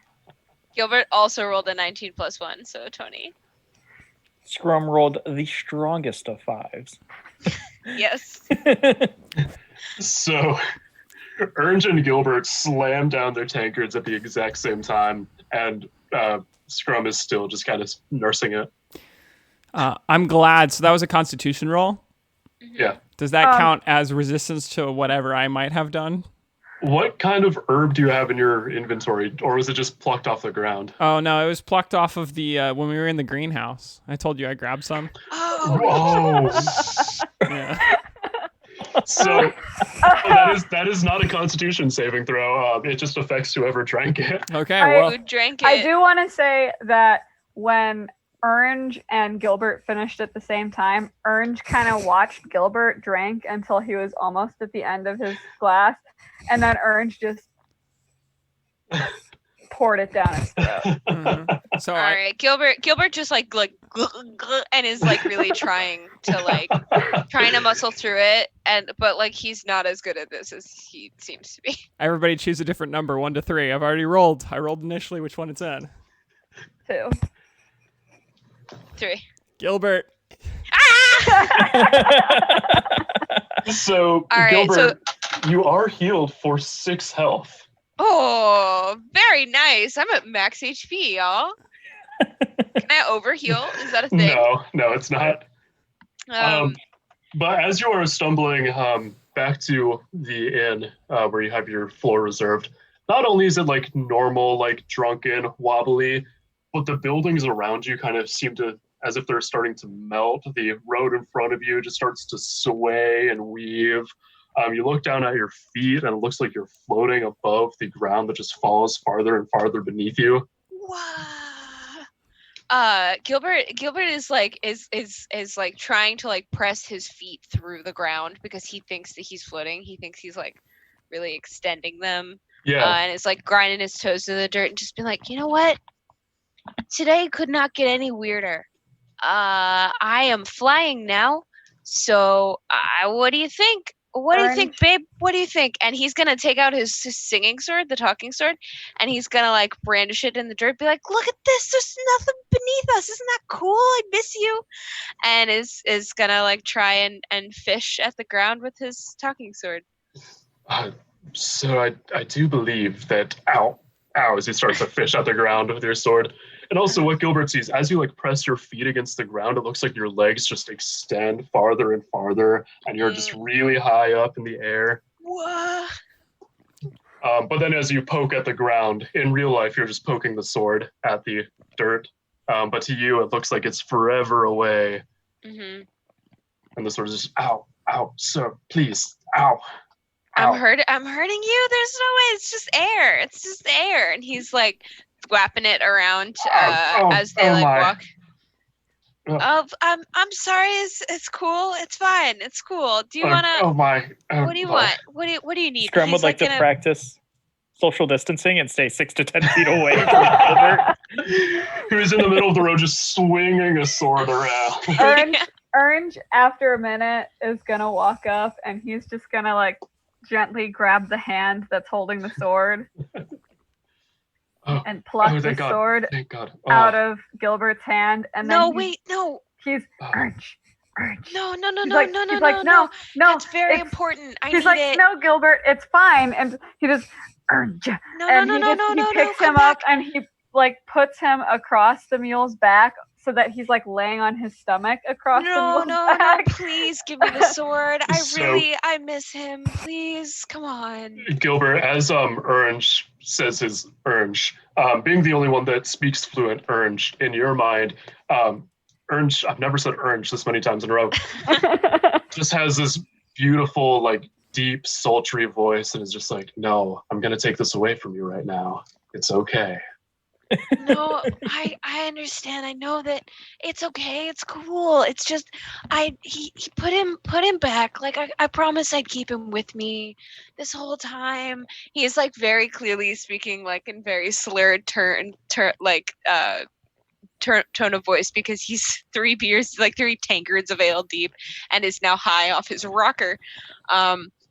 So he's just like, I promised him I'd keep him by my side. Like, please just give him back. Come on. Orange takes the rat off of his shoulder and puts it on Gilbert's butt, which is sticking in the air since he's like slung across the mule like some saddlebags, and instructs the rat to bite him if he tries to get down, and tells him that he'll give the sword back in the morning, and just kind of like sticks the sword in his belt. Yeah, can we hear the orange voice that Gilbert hears, Oz? Go get the sword back in the morning. You have nothing to worry about. You just need to relax. I feel like I don't like. I feel like in Gilbert's fantasy, Orange probably calls him baby or has some sort of like, you just sweetheart, it's okay. Just, I appreciate that and thank you, but would you lay him next to me? We sleep together. Just lay him next to me while I'll pass out. Ooh, and he's like just gonna like lay like his arms like dangled over like the side of the mule and like turn to Gorm and just be like, does this happen a lot? Did you and is like gonna pass out, like fall asleep. Gorm doesn't really. He continues to stoically look back. When Gilbert talks to him, he takes a brief moment and breaks. He like blinks for the first time in the like 5 minutes or 6 minutes they've been walking, and like looks back. But then turns back again. And the whole time Gorm is scanning the streets looking for children beggars and things of that nature. So at this point, the beggars are, asleep in what little they have to call a blanket. But you do see like there are some impoverished families that are on the streets, like a mother and her child, or like a whole family with like 2 kids, things like that. Every time Gorm takes note of if there's kids, and also takes note of if people don't have kids and seem like they're sad. I'm not sure if you'd be able to tell if their sadness is from not having kids or from being generally destitute. Or from the name of the game being Save Against Disease. Yeah, there's that. Right. Yeah, and you guys make your way back to the inn where you previously paid for a spot on the floor. Gilbert's just still passed out, like across this this mule. Super high, like playing with his hands, like really just fascinated by his nail beds. And you guys get back to the inn, and there is a spot for you guys on the floor. So Ernj will lead the mule in and direct the mule to lie down in the spot, and just kind of leaves Gilbert slumped over the mule. I feel like his face is probably going to kind of end up in a mule armpit overnight, but it's pretty warm, so he might not care. There's a rat curled up on Gilbert's butt. Yeah, you know. If there ever was a time for fan art, it's going to be how we're all sleeping together in this space. Yeah. And then Ernj will kind of lean back against the mule as if it were a great big pillow, and the dog curls up beside him, and he lays the singing sword and between the mule's front legs so the mule can protect it overnight. Poltroon, seeing the passed out and drugged Gilbert, curls up against Gilbert's stomach, lifts up Gilbert's arm, and puts it around himself. All right, Gilbert, like in his sleep, is gonna cuddle the shit out of Poltroon. It's just gonna like wrap his way around him. Poltroon's happiest day. So, time for that good old misery die roll. Let's see how these mossy bone really dice. Quickly, do Gorm and Scrum join this cuddle pile with the animals? Mm-hmm. Okay. Scrub's a hard no on that one. So, I guess other than Scrum, since he's out of reach. Yeah, Gorm has the like 2 arms behind the head, leaning up against like somebody or some animal, just looking up. His eyes are open, and it takes you a while because you hadn't really looked at him sleeping before to realize that he's asleep. So before falling asleep, Ernj is gonna say goodnight to all of them, and he's gonna pat the mule's head and say Ernj, and he's gonna pat the rat's head, and he's gonna say Ernj, and then he's gonna pat the dog's head and say Ernj, and he's gonna pat Gilbert's head. Say Ernj. Gilbert's like pat Gorm's head and say Ernj. And then he'll wave at Scrum and just fall asleep since Scrum didn't come cuddle. This is the good night moon that I need in my life. yeah, me too. It's The good night urge. Good night, Ernst. I feel like there's so many things that can be done with all of this. There's a lot happening. So all of you artists watching, if any of you would like to make a piece that we could auction off for a wonderful cause and want to illustrate the cuddle puddle of animals and adventurers. Good night, Ernj. Good night, Ernj. So as dawn will happen, I've got these beautiful mossy bone dice because I left all my other dice in Orlando, and I've been waiting for these for like 2 months. And let's see how they do on this good old misery roll. It is not a 1, it is a 4. Yes. Okay. We got a 1 on the first night. I'm really glad that we are continuing to chill. And I'm surprised that we haven't gotten more with my luck of just one. Well, you're rolling physical die, not in roll 20. It's true. That's Let's see. If I rolled that in roll 20, what would I have gotten? /R D6. Oh, it would have been a 6. So you're in the clear. that's the only good crit that you're gonna get on roll 20 this month. Yeah. So as you guys wake up for the day, all of you had a very deep sleep, a deep drunken slumber. Drunken and drugged. As the Grey Turtle. Drugged and Scrum, you feel like absolute garbage this morning. The rest of you guys, you feel all right. Gilbert, you're pretty hungover from multiple substances used. All right. And there is a piece of parchment tucked into your collar, Gilbert. Okay.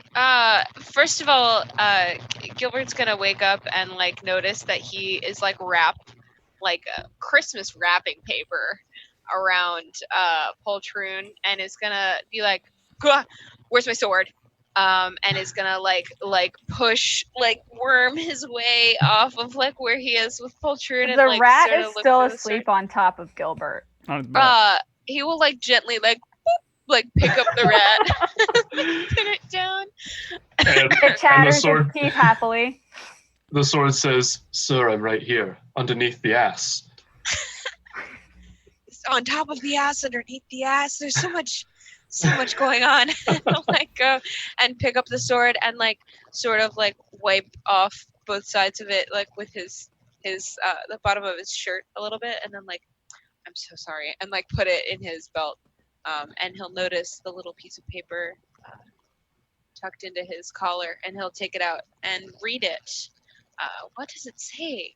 So the letter says, "Gilbert, meet me at the abandoned stables on the east side of town at sunset. Come alone." Does he recognize the handwriting at all? No, you do not. Does he recognize anything to do with like, has he been to these stables before?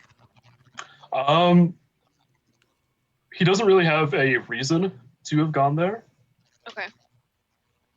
But unless you can think of like if he had spent some time exploring the city and found his way onto the east side of it or anything. Okay. Gilbert will like tuck the note like back into his collar, or like back into like his breast pocket, and wait for the rest of the party to wake up. Yeah, and so it's not too long until like, the commotion of you looking for your sword and everything like that wakes everyone else up. Okay. Gorm's boiling water. Is he gonna do the thing again? Gorm, do you ask that? Does Gilbert ask that? Sure. Gorm, are you bathing? Is this a bath ritual thing that you've got going on?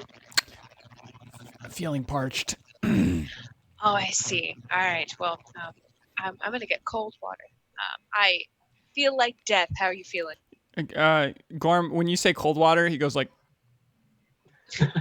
and then and you like feel like death. How are you feeling? And Gorm goes,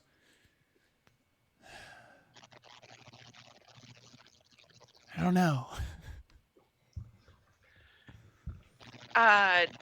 Well, I hope that turns into a good eventually. But by the way, that leaf that I took last night, is that from the cave? Where did you get that hallucinogenic?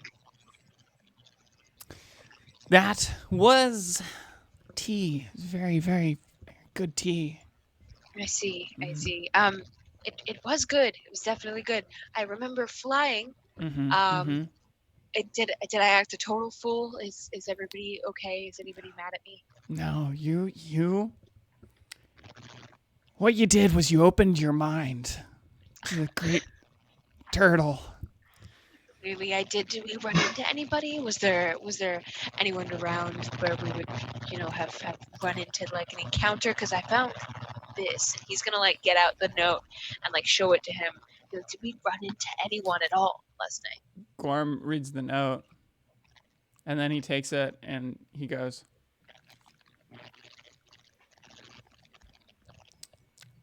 "What do I taste?" Paper. Parchment. Sweat, possibly, if... Definitely. Gilbert has not showered in so long. No, I can't even assume where this came from. It was probably one of those lying barkeeps, but they're just messengers. They're just working for someone. Right, the world turtle. No. I'll keep that in mind.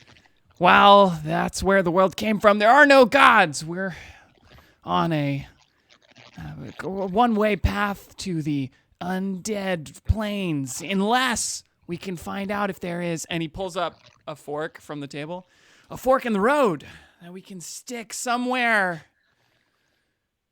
But I can't find the place. But maybe, and he sticks it into this paper, and he goes, "This is our fork. Gilbert, you might have found the fork." Might be our fork. And Gilbert like reaches out and like unsticks the fork from the paper and like picks up the paper and like tries to hide the little like tine markings like in the paper and goes, "I definitely appreciate your help." Gorm's and like Gorm's folds it up. "Keep that fork." "I will." And Gilbert will take it and kind of like comb it through his hair like a dingle hopper. Walk away. What's the rest of the party doing? Stretching. Stretching, In waking up. pain. My back. Orange gets up and he gets the mule up and leads it outside. Sadly, not quickly enough to stop the mule from relieving itself on the tavern floor.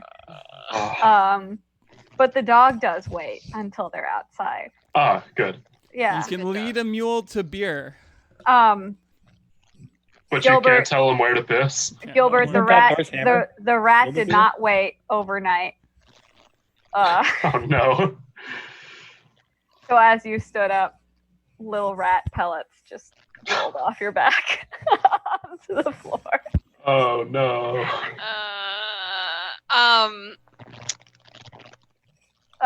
You can roll perception and see if you notice that. Yeah. Might be But better yeah. if you roll Oh. low. Yeah, make a presence check. All right. Ooh, that's a natural 19 Uh-oh. plus 1. It's Oh. a 20. What a So mistake. like basically like it never happened. Gilbert notices that there's like a rat. There was a rat on his butt, and like turns around, and it's just like as sparkly. His ass is as sparkly as Gorm usually is. Just like very nice. So I also hope you know that the rat and Gilbert are now best friends. Ah, perfect. The rat has decided this. All right, rat and as monkey. Now. As rats do. Yes. Obviously, Orange is number one, but It's true. Gilbert's a close number two. So I'm thinking of the initials real quick. We've got an R for the rat, a G for Gilbert, and an M for monkey. And we've almost got like an orange. So Orange. yeah, we just need a U somewhere. The Orange. U is orange. Oh, orange is the U. That's right. We've got orange. Yeah. Orange. All right. Gilbert will like walk over to Orange, like check in his rear for the rat situation, and sort of pick up the rat and like put it on his shoulder and be like, "Hey man, I'm so sorry about last night. Thank you for protecting my sword. It's really important to me." Orange gives him a hearty thump on the back between the shoulder blades, and Orange. He's getting used to it. He's getting used to being hit at this point, and it's just like, I really appreciate it. Did you find anybody last night? Was there anybody that we might have walked into or that we might have met last night that had a time to put this in my collar? And like pulls out a note and like just immediately puts it back. Orange explains that people were keeping their distance. While you were violently swinging the sword around. While Right. Gilbert was violently swinging his sword around. Right. And natural. It's a very empathetic and understand, like very gentle Orange. Well, I appreciate your honesty. Drink water. I think we've got some hot water going on back there if you wanted some at all. Scrum, how you doing? Sounds good. Is Bob good? How you feeling? You need some healing? How you doing? You still sick? Oh, so that actually reminded me, because you guys took a night of sleep, undisturbed sleep, then you guys heal a d6 of health if you need it. I don't need it. Huzzah! I definitely do. Oh, hey. Nice. Dope. That gets me back to full health. I have 10 hit points now. Back in double digits. Nice. Yay, Scrum. Better than yesterday. Glad you're better than yesterday. I know that you weren't feeling too hot, but you didn't see anybody last night, did you? That wasn't part of our party while I was high. Yeah, Scrum saw. There was somebody. There were people. They didn't want anything to do with us. All right. So no lead there. Awesome. All right. Well, I'm supposed to go to an appointment at 6-ish. I would say. I gotta go at sunset. So if we wanted to spend the day looking for other work, I might as well check this out. But I'd appreciate your backup, for sure, if you don't mind following me, but trying to stay inconspicuous. Just that way we can sort of suss out who left a note on my person somehow in the middle of the night. I don't know who it is, and I trust you guys, coming off the gallows more than I trust anybody else. Scrum looks to Bob and makes Bob nod to him. He goes, we can do that. All right. Urge. Thanks, Ernj. Scrum? Oh, sorry. Gorm? I confused you guys. I confused them. Yeah, Gorm has just like boiling hot water just dripping off of his person, and like. All right, thanks. So, real quick, because it is a new day in game, and actually I should have said this after your rest on the road, but you have your omens back. Oh, Okay, sick. man. So we're at the hour and a half point, so I think it's time that we take a quick 10. Yeah, while y'all are taking a 10, I'm going to do a quick drop in those charities back in chat. If you're going to be, these are the charities that we're supporting. You can donate directly to their page, in which you should grab a screenshot of your donation and make sure to send it to the Twitter I linked earlier, which is called @DiseaseSave. Thank you. Or like we said, you can do the donation here and we split it equally between the two. And so those charities are going to be going back up while everybody else is taking a quick break. And then I'm going to grab another sparkle water. And a reminder that a $15 donation is what puts you in the running for the Royal Copenhagen Porcelain Cicadas. But any amount that you can donate will be helpful and is greatly appreciated. And also that we will be doing that raffle to see who wins those cicadas next week. And by we, I mean me and Vi. So get excited. And if you guys are looking for something to do while we are on this break, check out the song for this game session, which is A Rose for the Crows by Turbo Wolf. I can drop that into chat as well. Yeah. On it. Well, team, quick break. All right. Be right back. We'll be back at 5:51.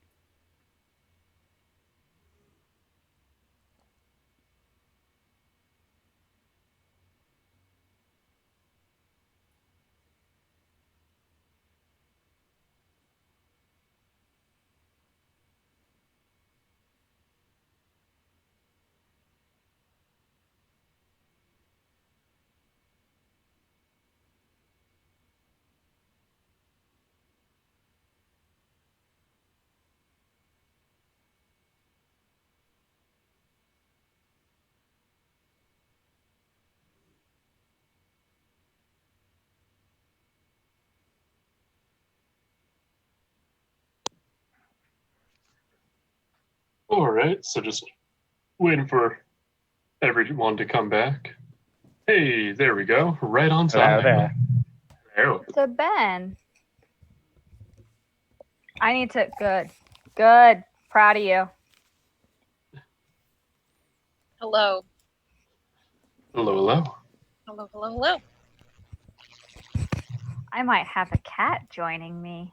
Oh, Huzzah. heck yeah. I had to work so hard not to yell out in pain when Zarko attacked my foot. Aw. Did you get the video I sent you? Yeah, it's real good. It's the homebrew Belgian blonde. Oh, Yeah. Oh. Nice. It's pretty not bad. It's pretty okay.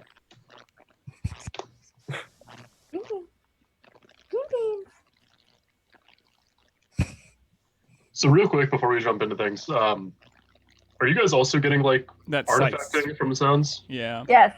Okay. Come here. Ah. There we go. Here she is. My new prop. hello. Oh, she says meow. I'm not sure where the robot's coming from. Ben and I were just both muted, and I could still hear it.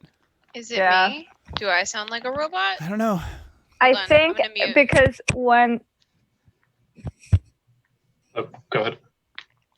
I thought it was the cable for my not very nice.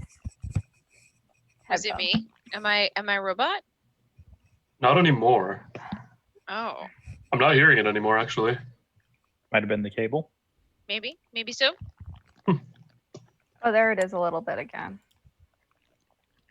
I Hmm. think I just need a nicer headset. I think it's mine because I was playing with it, and when I move the cable, it goes in and out. Oh, okay. I think my cable's my cable's being an antenna. It's picking up stuff. Hmm. Okay, That's I a don't hear thing. anything. I don't hear anything weird. Unless it's a lie that my dad told me, thinking he was being smart. But I was once told that electrical cables can act as antennas and pick up other things. Well, mute yours real quick, because this would be something that'd be good for us to Yeah. figure out just for future anyways. And I guess everyone just say some stuff. I was still hearing it a little bit there. Blah, blah, blah, blah. Ooh, it might be V. Is it me? Vi, yeah. Hold on.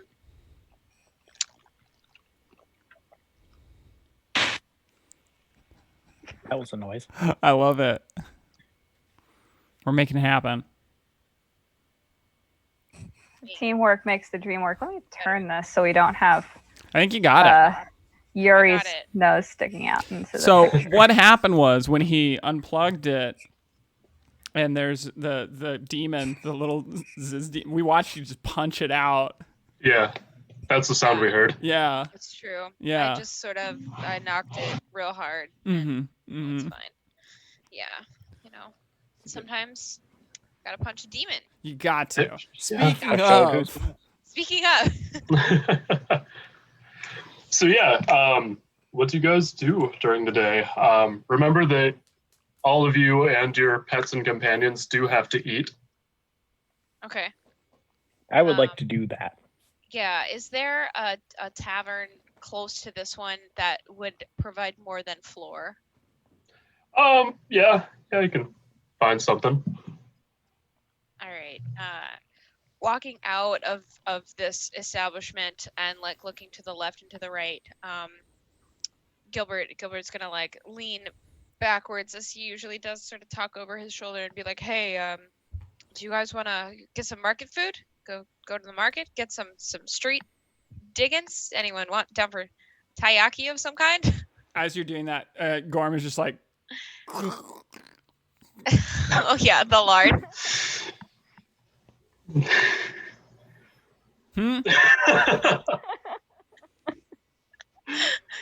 bah? Subtract 1 lard from Yeah. inventory. Direct a day of lard. Well, I am not in the interest of getting lard today. I feel like maybe some hot food would be nice. If we could go in and get that. Does anybody else want to poke around the market, or are we looking for anywhere else? To sit down. Did we want to go to another tavern and poke around, or did we want to go to the market? Sitting sounds good. Sitting sounds good. What about Orange you? wants a meal. Orange want a meal? Okay. Walking out, is there any are we seeing any other children, like as we sort of move through the town towards the good beer, better beer situation? So very similar to the day before, like, you'll see impoverished families on the streets and stuff. There are a few people like walking as a family about town, but the streets are riddled with riots and beggars and all sorts of things. But yeah, you can see some kids about. Okay.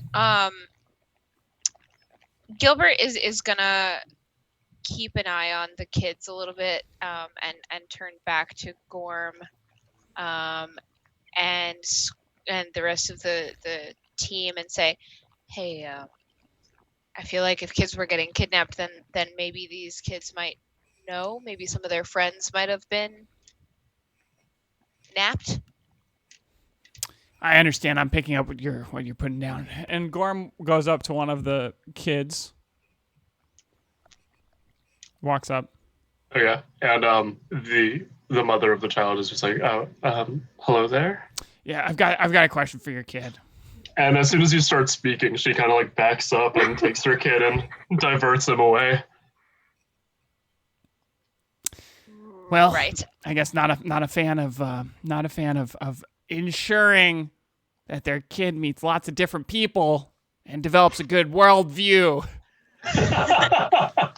Poor What about parenting, but who am I to say? This is like very loud. She can Yeah, definitely it's so hear loud. It's so loud. it. What about Poltroon? Poltroon, come here. And he like snaps and is like, can you play something? Just like get some kids over here and maybe we can chat one of them up while we go. Oh, of course. And he pulls out his lute, strums, tunes it up, strums, tunes it.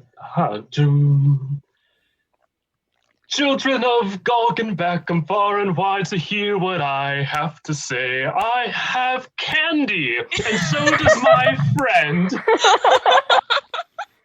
I promise we're here to help to learn a little about the world, so come and have a delightful snack with my friend Gilbert. And Gilbert is twerking. Gilbert is absolutely dancing along and is like, hey. You can tell that he's like also fighting a hangover. Like you can tell that like he's trying so hard, but it's just not perfect. So is there a child? Are we getting kids? So I rolled a fat 1 on a D20. Can we get some help if Orange sends his rat out to do a little performance with the dog? Well, real quick, for that fat one, for at least the first performance, can we say that Gilbert was hungover enough where he just throws up? Can I roll? Can I roll for that? Yeah, certainly. All right. So pass a toughness check. Oh, shoot. That's a fat 2. Poltroon's playing, and he's like, we have candy, and some kids start to gather, and he's like, come and say hi to Gilbert. Gilbert goes,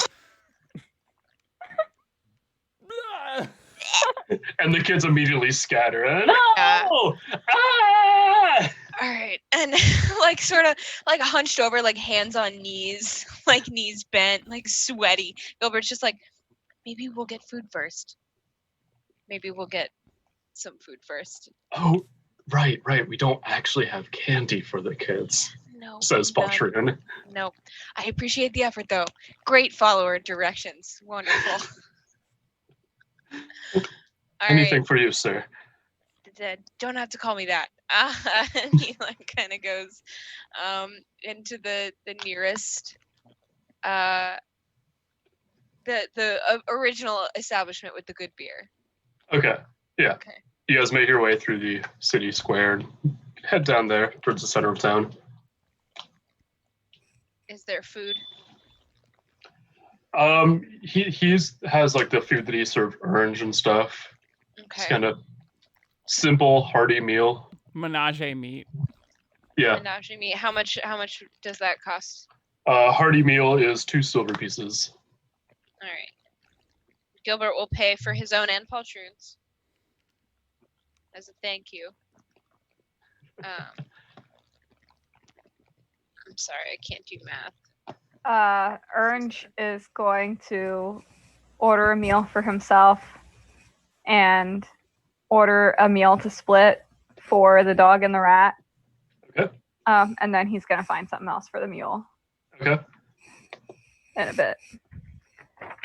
Yeah, I was thinking about this the other day, and the dog and the rat can split a meal or a days of rations, but the mule is going to be a whole other meal or day of rations. That's what I figured. And basically it's like the rat gets like, like For flavor, that much, and the dog gets the rest. Yeah. for flavor, can Gilbert feed exclusively cheese to the monkey, like nothing else, like exclusively just like pieces of cheese? If you can find cheese around, yeah, certainly. I mean, I assume it would be like part of the meal. Sometimes. Okay, all right. Other times the monkey's gonna pop off and steal it for himself. He's just a cheese fiend. You could also feed the monkey lard, because the monkey will also require a day's worth of rations. All right, the monkey's getting lard and cheese. That's it. This is the worst smelling monkey on the face of this earth. Oh my god, can you imagine those monkey poops? That I didn't consider. It's fine. If it's lactose intolerant, it's just constant. And if it's Lactose not tolerant cheese. if it's not Lactose tolerant monkey. if it's not lactose intolerant, it just doesn't for a very long time until it does. The open. And then it's like a gunshot. That's what the 7th misery rolled is it's Violet's monkey finally shits. monkey. Oh my god. All The right. earth quakes and splits open. This is how worlds are born. People don't How- believe me. There's the world turtle and the cheese monkey. Oh god. So what's Scrum doing? Scrum's getting a meal. Okay. Great. Scrum's gonna feed Bob some of his meal. Perfect. Bob is on a well-balanced diet. He is only the best for Bob. It's true. So yeah, you guys have a hearty meal. Okay, as the bartender kind of comes back, does he recognize us? So this is a different bartender, actually. Okay. All right. It seems like they have someone working in like the evening, night, someone in the morning. Hey, Gilbert's gonna strike up a conversation with him and say, "Hey, I noticed that you're a different person that was here last night. We heard tell of some local children being kidnapped from your compatriot, from your coworker. Would you happen to have any other details about some disappearances that have been happening? And is there anyone collecting bounties for these kids? Are there any reward systems for the children that seem to have gone missing? We'd love to lend a hand, perhaps, Well- or we'd like to consider the possibility." I don't know too much about payment for them. I'm sure that the families that had their children gone missing would be more than happy to see them back. But I haven't seen anyone post up about any sort of payment for it or anything like that. Right. Maybe all this right. will help jog your memory. And Gorm slides 3 pitchers over to him that are empty. The empty pitchers from this bar. One of them's from the other bar. Mhm. Oh shit. Yep. It's like, well, thank you for returning these. I'm not sure what all's been going on. I first started catching ill wind of this a couple weeks back. That's when people started whispering about the disappearances of children and stuff. they'd be there one night, gone in the morning. Right. Can't say I really know too much about it, though. Do you know anyone who's had their kid taken?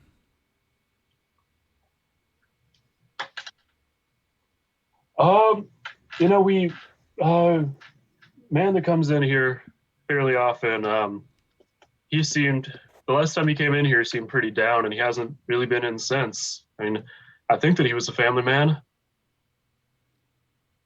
Right, he's drinking at a family man's bar. Maybe. Mm-hmm. Mm-hmm. I'm none too sure. Are you a family man? No, I live by myself. Would you want to be a family man? If I could find the right person to start a family with. Would you want to settle down together? It certainly would be nice. The mornings would be a little bit less lonely. Gilbert like chin hands and like looks over and is like, we're eating. Would you guys like a private table? And like sort of motions to like a table like elsewhere, and is like very excited to hitch the two of them together.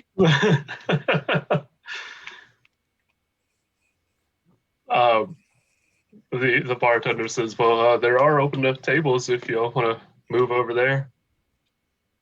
I meant for the two of you, for the family starting. We can turn a blind eye. Oh well, I'm much too busy working right now. Oh right. It's tough when you have to work. It's difficult to find anyone really settle down with. I understand. Well, with the whole awful happenings, it's kind of tough. I don't really go out meeting people. I look around and yeah, sure there are women in the riots. Yeah, sure there are women on the streets. But it's just like, how do I strike up a conversation with someone throwing a torch at the house of a rich person? Look, what's your name? That's a good question. I understand. During these times, it's difficult to have your name right on the tip of your tongue. It's just been so long since someone has asked me my name. Right. They just come in here and ask for a beer, and that's kind of it. Yeah. While I was So looking sorry for to have that, been can I so just rude. say I'm really loving Ben just barely peeking Scrumming. That's we scrumming. We Just scrum for sure. having a scrumptious time. Simply having This will now be referred to as doing the scrum. a scrumalicious time. Okay, what were you saying, Oz? The bartender says, "My name is Golnar." Oh, why are you behind that bar? Here, Golnar. Oh, sorry, I was just picking up some glasses there. Oh, Golnar. Don't worry. We'll find the right person and bring her here. You said her, right? No, well.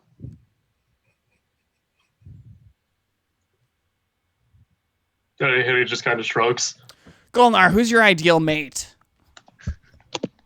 Well, I mean, just someone who can keep me company, someone that'll make the mornings a little bit less lonely. Okay, a morning person. We can find that. We can find a morning person. We can find that. I come here and I open up the bar in the morning and I kind of get the kitchen ready. But my tiny little apartment, it's just me, and then the bar, it's just me until other people come in. And You're the only one who's been honest with us in this whole city. So we want to help you. that seems unlikely, but I appreciate it. Everyone else, they look at us and they say, they don't have free candy. That guy just threw up on himself. That's what they say. We hear them. It's true. I heard it. I do apologize for the behavior of the other people here. See, that's why we need to find you somebody, Golnar. Now that I think of it, Poltroon, you're a morning person. You're an every time person. This is one of the sunniest people I've ever met. Isn't that right, Poltroon? And he looks at Gilbert, smiles, and strums his lute. Ring. Now, do you like music? Would someone musical in your life, just make you happy? Well, you know that a good song could help part the bleak clouds of sorrow, brighten up my day a little bit. And I think that you guys should hang out, maybe. Right when you say that, Poltroon goes, brighten up your day, part the clouds of sorrow. There can never be a better time than tomorrow. Anyone is free to sing tomorrow for days? Poltroon whenever. Please, for the love of God, Please. someone take the reins from me. See, I was gonna push you into role playing with yourself. I know, I can tell. I am a benevolent party player. The whole party's just like watching the date. You know, I have two hats here in front of me, so this can be the bartender, and then this could be Poltroon.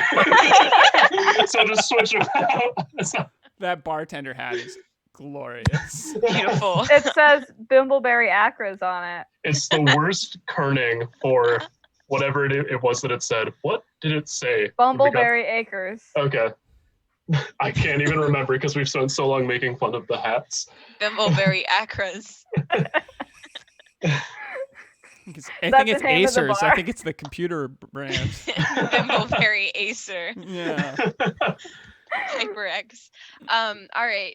So Gilbert is gonna like elbow Poltroon and say, you guys might want to hang out. I don't know, that's up to you, Poltroon, but you know where to find him. The bartender says, "Oh well, no, I get off at sunset. That's when the other bartender comes in." Oh, you said that you get off at sunset? But yeah. Okay. Well, I have somewhere to be at sunset. I've been asked to go alone, so I could absolutely Poltroon here, and whatever happens, you guys get to know each other, and sort of see where things go as I take my leave. Yeah, I think that sounds quite nice. Thank you kindly. Of course, Poltroon, you've got a date. And Poltroon is like, yeah. He does like a sax man thing, like. So Gilbert is gonna like finish his breakfast, and sort of take out the note again and like lay it on the table, and turn to the rest of the party, and say, so like I mentioned, I've been asked to go to a stable here, and I would appreciate your company, but we've got to figure out a plan of attack. Should things go south, I'd like it to appear that I'm alone, but I need to trust you guys to know that it's gonna look convincing. Do you think you can handle that? Stay stealthy? Orange pounds the table hard enough that everything jumps, and Orange. I'm gonna take that as a measure of good faith. Thanks, bud. Pounds him on the back. Orange. Ugh. Not today, bud. It's like a little, like pinches his nose a little bit because he feels sick. Oh. Bob and I can keep watch. I would appreciate that. 2 sets of eyes, indispensable. Bob nods. Now the hearing on Scrum's end might not be as good, but definitely have the eyes. Yeah.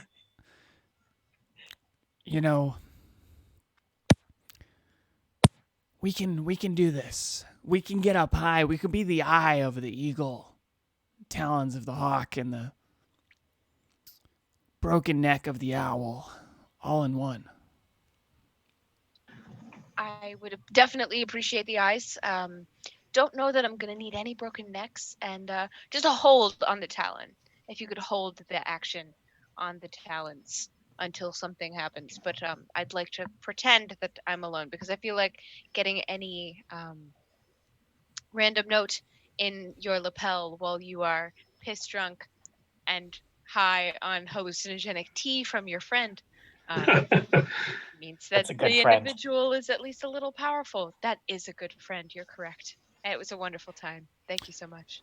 Where are we going? Should we go and make sure that this place doesn't have any portals Portals? to other worlds?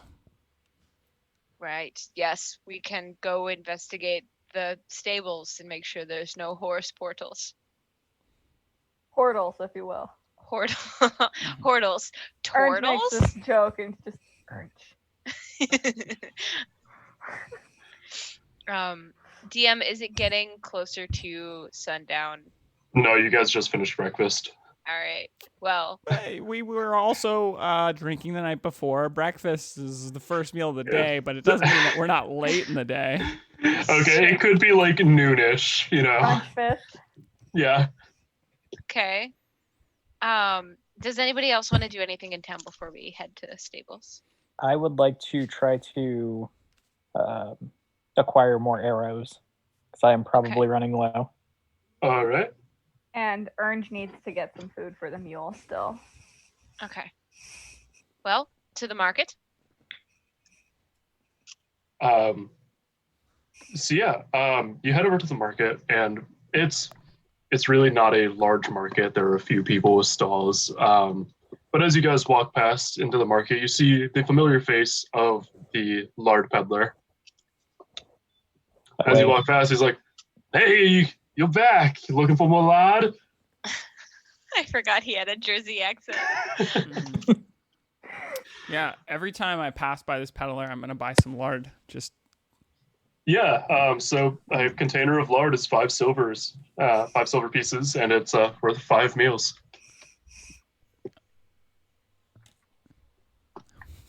Always happy to see returning customers. I'll take another, of course. Praise be to the lard. You know good lard when you see it. The good lard protects me. It protects us all. As we now know, Gorm is using the lard to protect his skin from all interference. I'm putting it in your water skin. Fast access. I like your thinking. I've got 3 now. Swishes as he walks.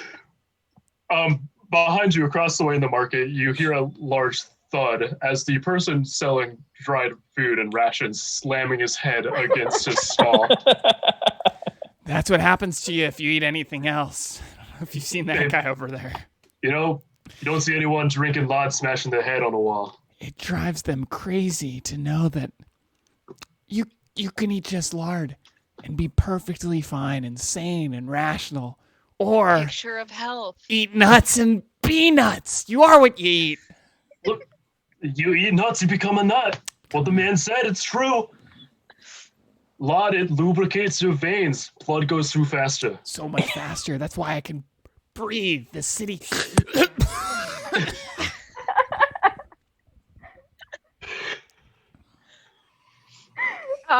What are the benefits of lard in sword sharpening? Is there a reason that lard would be helpful in shining a sword or in otherwise caring for it? So from your sheath, you hear, "Please no." And the man says, "Well, you know, you oil a blade before you sharpen it. It keeps it nice and smooth, doesn't get too gritty from the stone. And lard really does the same thing. It serves a lot of purposes. You can use it to start fire, use it to oil your blade before sharpening it, use it to eat." WD lard.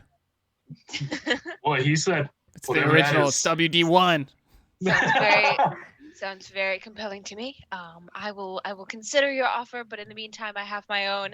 He like pads his own like little lard thing from last time, and it's like I have my own. I'll give it a try. Savor in it. Barrel aged. It's the good stuff. Yeah, you know, really making sure that it's a good year before I crack into it. Mm-hmm. You know, if I remember correctly, the lard that I had from last week, it's actually been aged 7 years. Oh wow, that's a good year. It's a good year for lard. So he's Gilbert is gonna nod and look over at Gorm and be like, "Are you appropriately saddled up in your lard intake? Orange, are you needing something different for your mule?" Mules Orange. love lard.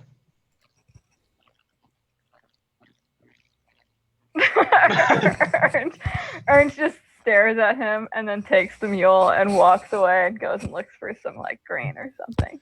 You can lead a mule to beer, but you can't feed it lard. Valiant attempt.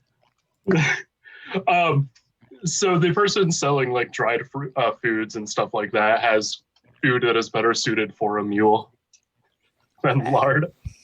So Ernst is gonna walk the mule over there. And he's gonna let the mule pick what it wants to eat. By just kind of letting it snuffle over the available foods. And the man behind the stall says, "Oh, finally someone with sense. Oh, you're looking for anything in particular? Just looking to feed this hungry guy?" Ernst. Okay, well, really haven't learned much since last week, huh? Okay.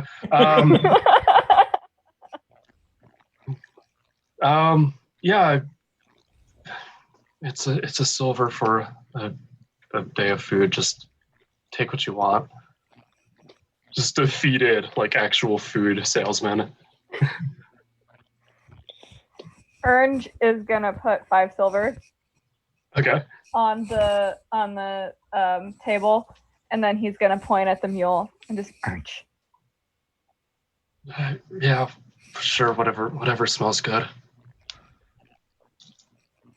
Um. And you're able to get 5 days worth of rations. Okay. I'm just gonna call those mule rations. Perfect. You've got your lard. You're good. What does the mule pick out? Like peanuts, raisins, stuff like that. Trail mix. Scrum will also get some dried food rations. Okay. Just Gorm like a was nice the mix only- of dried meat and fruits and vegetables and shit. Stuff. Yeah, so it's a silver for a day. Okay, cool. So 5 silver. Yep. All right, and I think the last thing that we wanted to do was go to get ammunition. Yeah, so looking around, there is someone who is like selling kind of shoddily made arrows. Let me see. Oh, here we go. So 20 arrows will run you 10 silver pieces. 10 arrows will run you 5. Might as well go for the 20. Alrighty. Cool. I am broke. I've got a few silver. Okay. Nice. So that means you're rich. I mean, I've got like 3. Scrum rich. Scrum Ridge. Rich.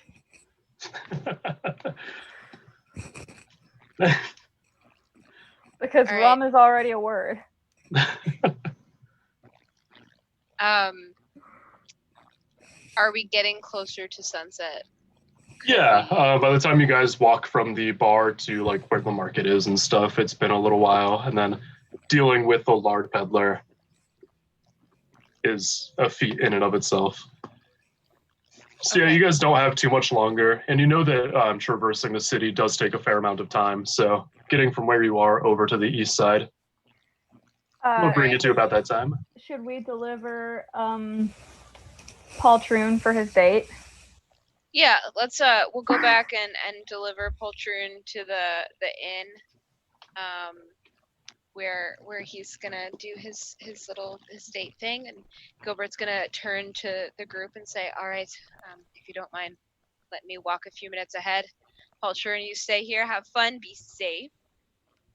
And the rest of you, if you don't mind following me, just try and stay quiet, stay behind.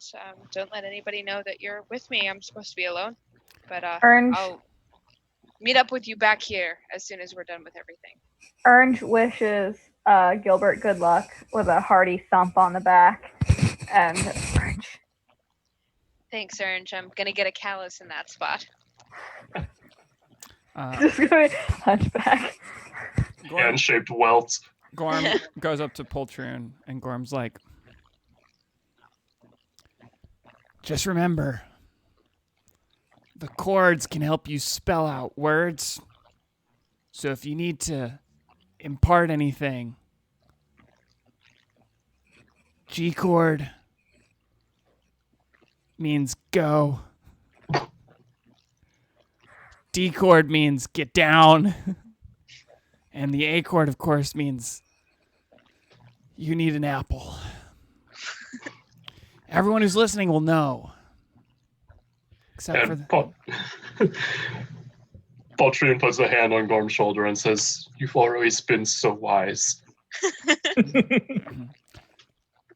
Don't put the cart before the donkey. Keep your wheels firmly in the sky. You've got this.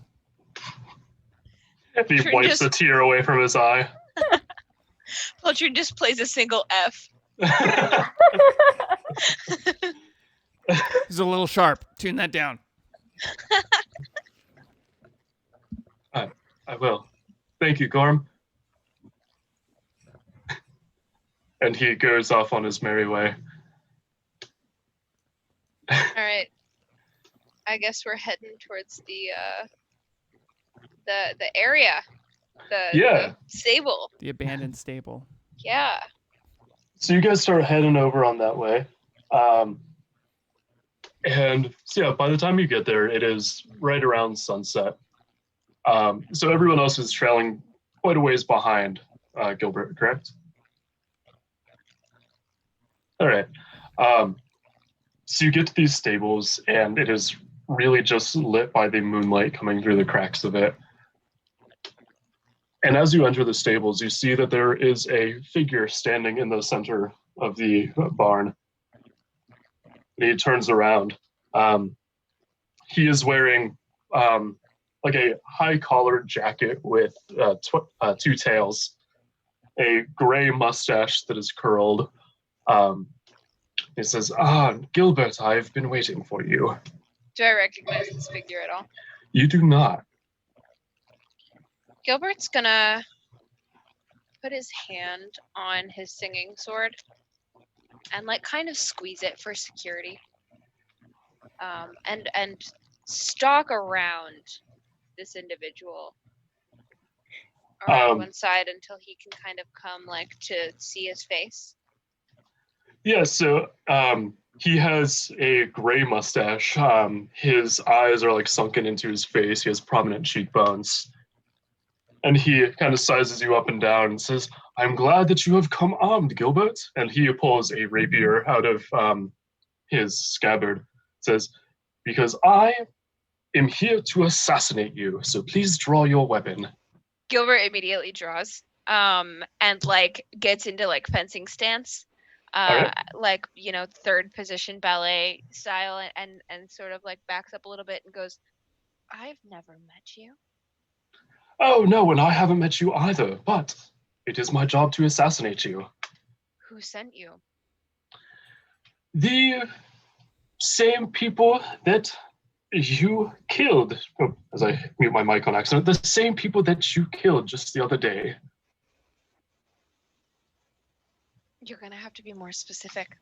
Oh, And he oh my. he like brandishes the singing sword a little bit, and stalks backwards a little bit towards where he came in, sort of ready to like book it and meet the friends if he needs to. Okay. And so the man says, now get ready to fight. And I'll roll initiative. As before, a 1 through 3 is the bad guys, a 4 through 6 is you guys. Okay. Or you first, rather. So that is a 4, so you get to make the first action. Okay. Gilbert is going to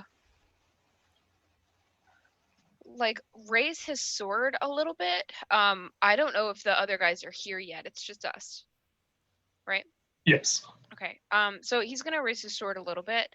and like make a single like lunge forward, like ready to strike, but is not going to strike yet, like a held action, and is going to say, I understand you're here to assassinate me, but I'm going to need a clearer picture of exactly who you're assassinating me for and why it would just be me. The only person that I killed directly attacked me and my party first in order to save a young man. So if you are from before that, I'm going to need to know. Because otherwise you're about to have a much larger assassination party on your hands. And he takes a step back and says, so you did not listen to my instructions that I sent. You did not come alone. And he goes for the lunge. So make your defense check. Okay. Have What to am beat I- it. What am I rolling to defend? Hold on. Agility. Yep, agility, and you have to beat a 12. Ooh. I did not beat a 12. I got a 5. I Oh, have you're a still a negative little one. hungover. Yeah. Not feeling great. Those drugs. So he stabs into you for 2 damage, and roll your armor to reduce that Okay. damage.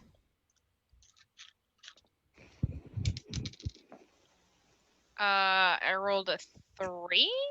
All right, so you do not take any damage from his lunge. Okay. The lunge will like just sort of bounce off of like the outside of his arm, and Yeah. he'll like use that momentum to like cock his arm and like come in for a cut on the other side, like underneath his ribs. Yeah.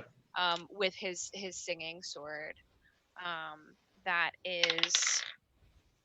Ooh, I only rolled a 4. So you're going to miss. He definitely dodges out of the way of your blade. Okay. It's his turn. Yep. Well, no, that was your held action. Oh, okay. So do I get another swipe? So Mörk doesn't really do like held actions or anything like that. It's kind of just go or don't. Okay. Gilbert is going to say, I mean, would I be a good thief? Would I be a good murderer? Would I be the murderer that you suppose me to be if I had no backup? Well, you are certainly not a man of honor. I've never been a man of honor, dear. But what I have been has been smart enough to know that someone who sends an anonymous note to assassinate someone has some behind the door dealings, so you had better start talking. And he's gonna square up to fence again. He says, well, I believe my blade shall do the talking, and he goes for another lunge. Okay.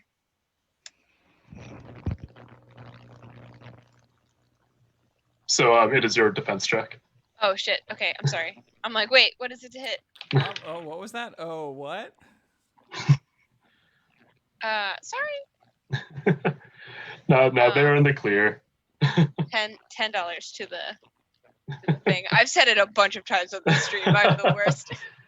I will send $10. I rolled a what is that? It's a agility check. Yes. Yeah. Okay. So 14. All right. So you are able to dodge out of the way of his rapier. Okay. And I guess I will try and parry and counterattack. Yeah. That's a little bit better. We got an 8. That is still gonna miss. It's a Rick Perry. Okay. And so he, as you go on lunge, then he parries your blade out of the way and returns the lunge. You are a good swordsman. Incredible, actually. I'm shocked neither of us has got a single hit off. And you are quite skilled yourself. I'm surprised that you need to cower behind additional help. I am definitely not cowering, but knowing where my powers lie is a completely different story. Are the guys there yet? Like, have they? I know that's what I'm wondering. Like, Outside.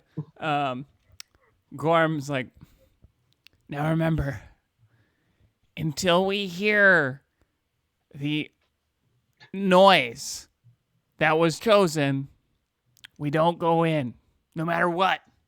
What was the noise? Oh, that's right. Tell us. Well, we have to figure out. Bob, do you know the noise? Bob shakes his head. Ernst, do you know the noise? Okay. So you also did tell them to be a few minutes behind, and depending on how strict you are on that literalization. I feel like it would be pretty strict knowing Gilbert. But Gilbert will start to back out of the stable into like, I don't know if it's more crowded, but like sort of into the road, like leaving like the overhang, like hidden part of it, and more into like a more obvious space. So this stable is kind of like out by itself. It was kind of far away from things. Okay. But like closer to where he came in, like sort of like he's backing up so that like he's shortening the distance that it would take for the others to get to him. Oh, now I remember the noise. Gilbert specifically said, I will make the noise of a dying yak if you need me. So we'll just wait till we hear that noise. We can't do anything else. Is this a I don't think retcon? I think that's right. Yeah. But I trust you implicitly. I remember. Is this a retcon?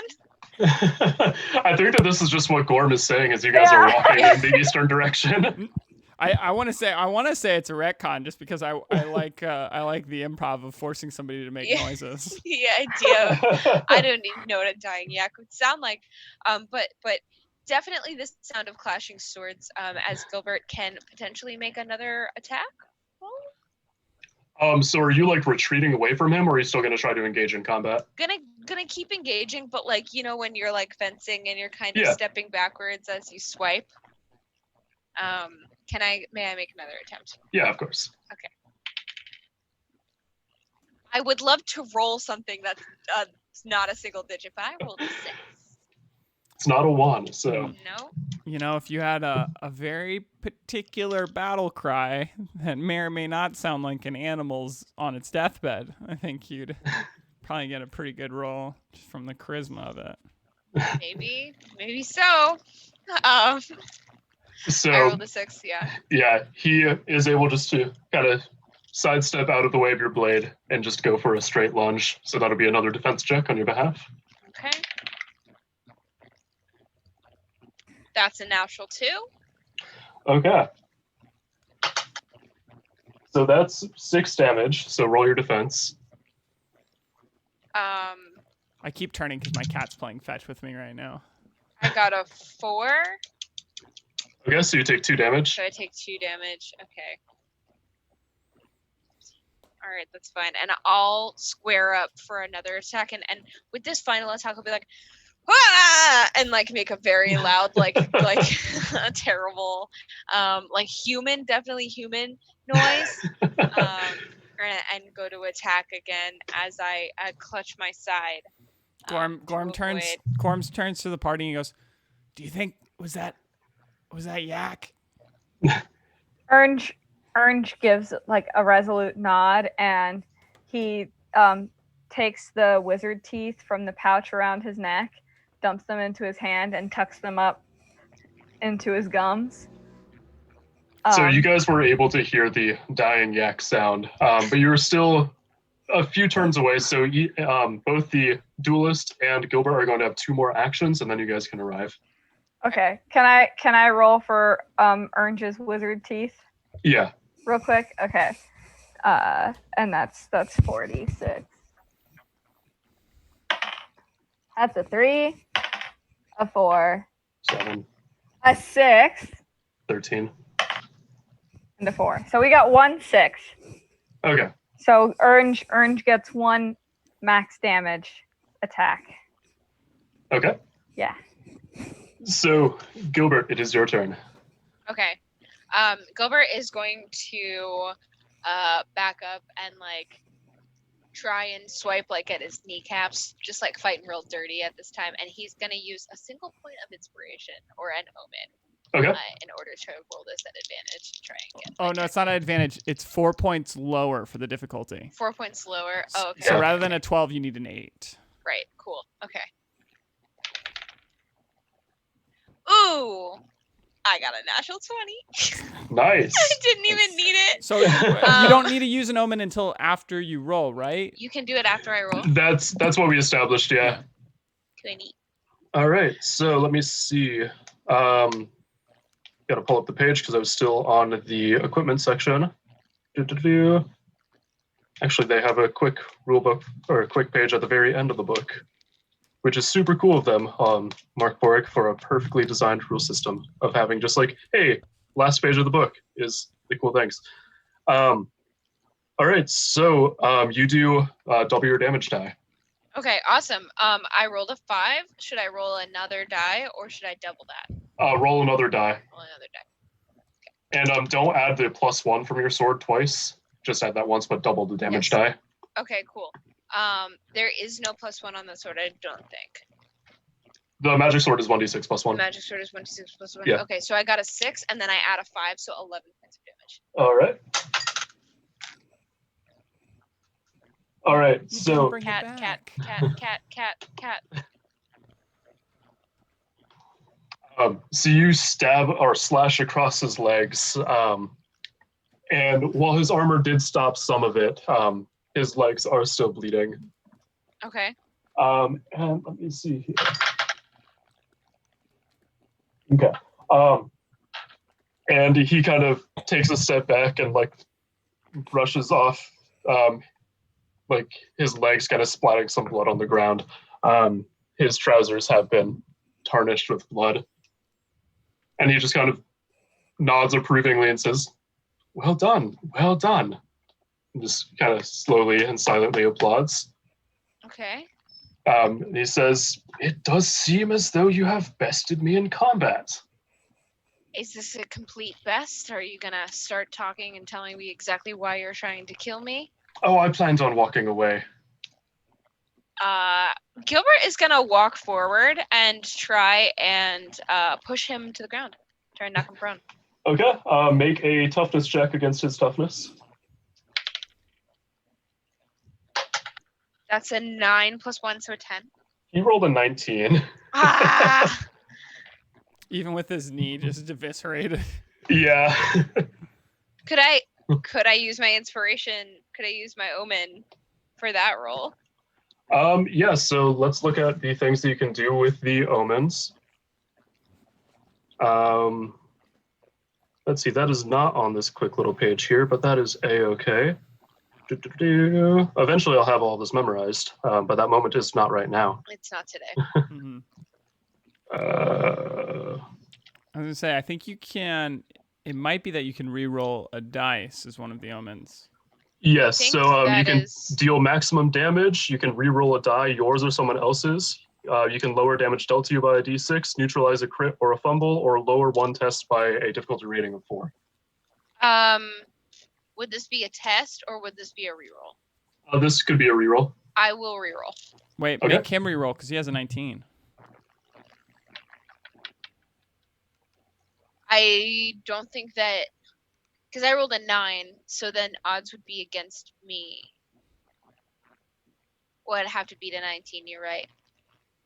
Yeah, I'll make him reroll. Alrighty. Come on, bone dice. Fail Oz. What? What? You got a 20. No! Alright. Well, And he just evades your push and says, fine, what is it? Since you bested me in combat, what is it that you want to know? I want to know exactly why you're trying to kill me.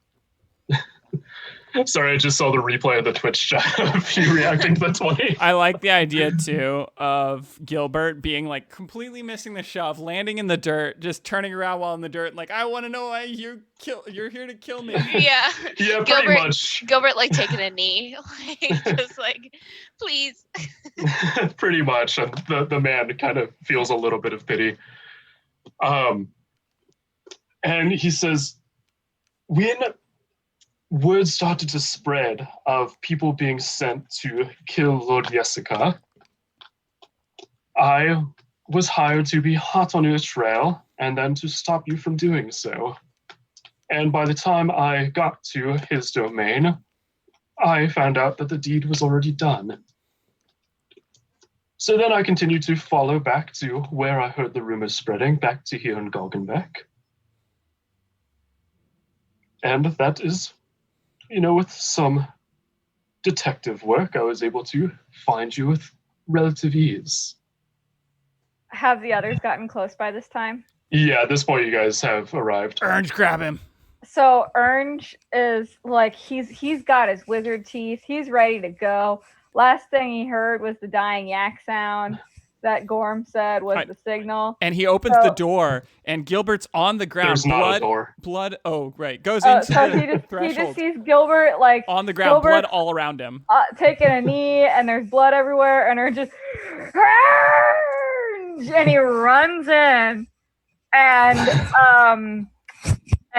and bites the guy.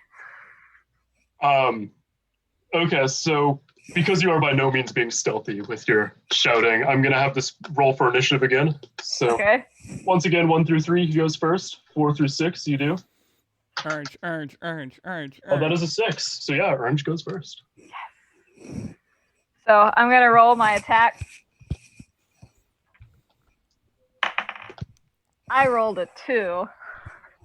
So he sees you coming from a mile away and just kind of steps out of the way.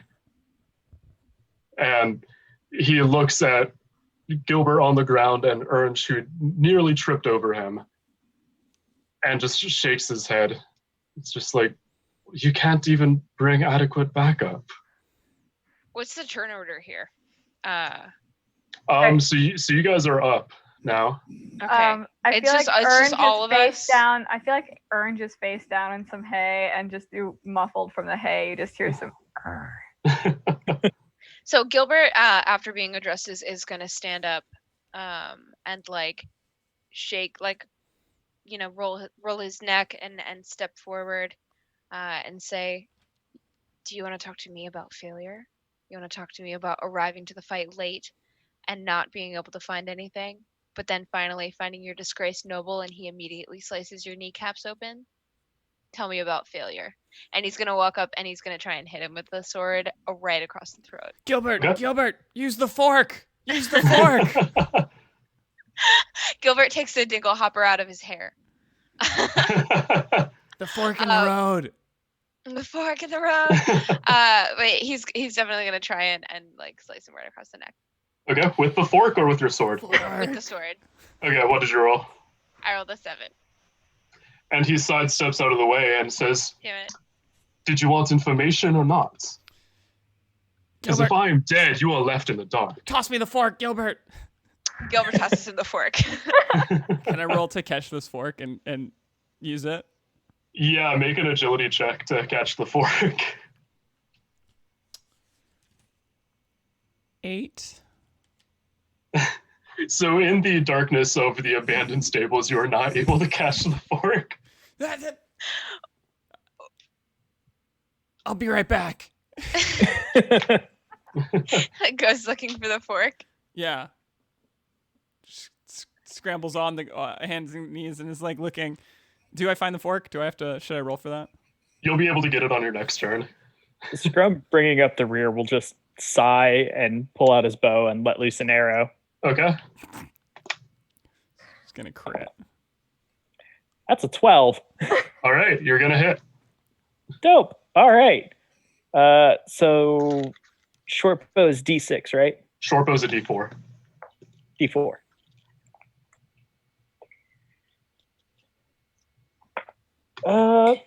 That's a strong one. Nice. Heck yeah. So it just kind of sticks into his armor and doesn't look like it has gone very far. At least I hit him. That's right. Top of initiative order, I think, ended up Well, being... now it's his turn because all of you guys have gone. Right. And so he says, now, do you want information or do you want me dead? Yes. Like he said, a little bit of both, but if you don't want to die fast, then I would assume that you would In the middle of you saying that, he says very well and lunges at you. So make a defense check, Okay. Gilbert. 18. All right, so you're able to dodge out of the way. Okay. And says and he looks up at you and says, then you're not getting any information out of me. I think that we might be able to change that. Orange, and he's gonna like yell, like for his friend. Orange is gonna pop up out of the hay, and just hay, and possibly poop flies everywhere. It's been long abandoned. Oh, okay, so just hay flies everywhere, and Orange is gonna turn, and with a mighty Orange, he's gonna yell or sprint back and try to get him from behind and like sink his teeth into his neck.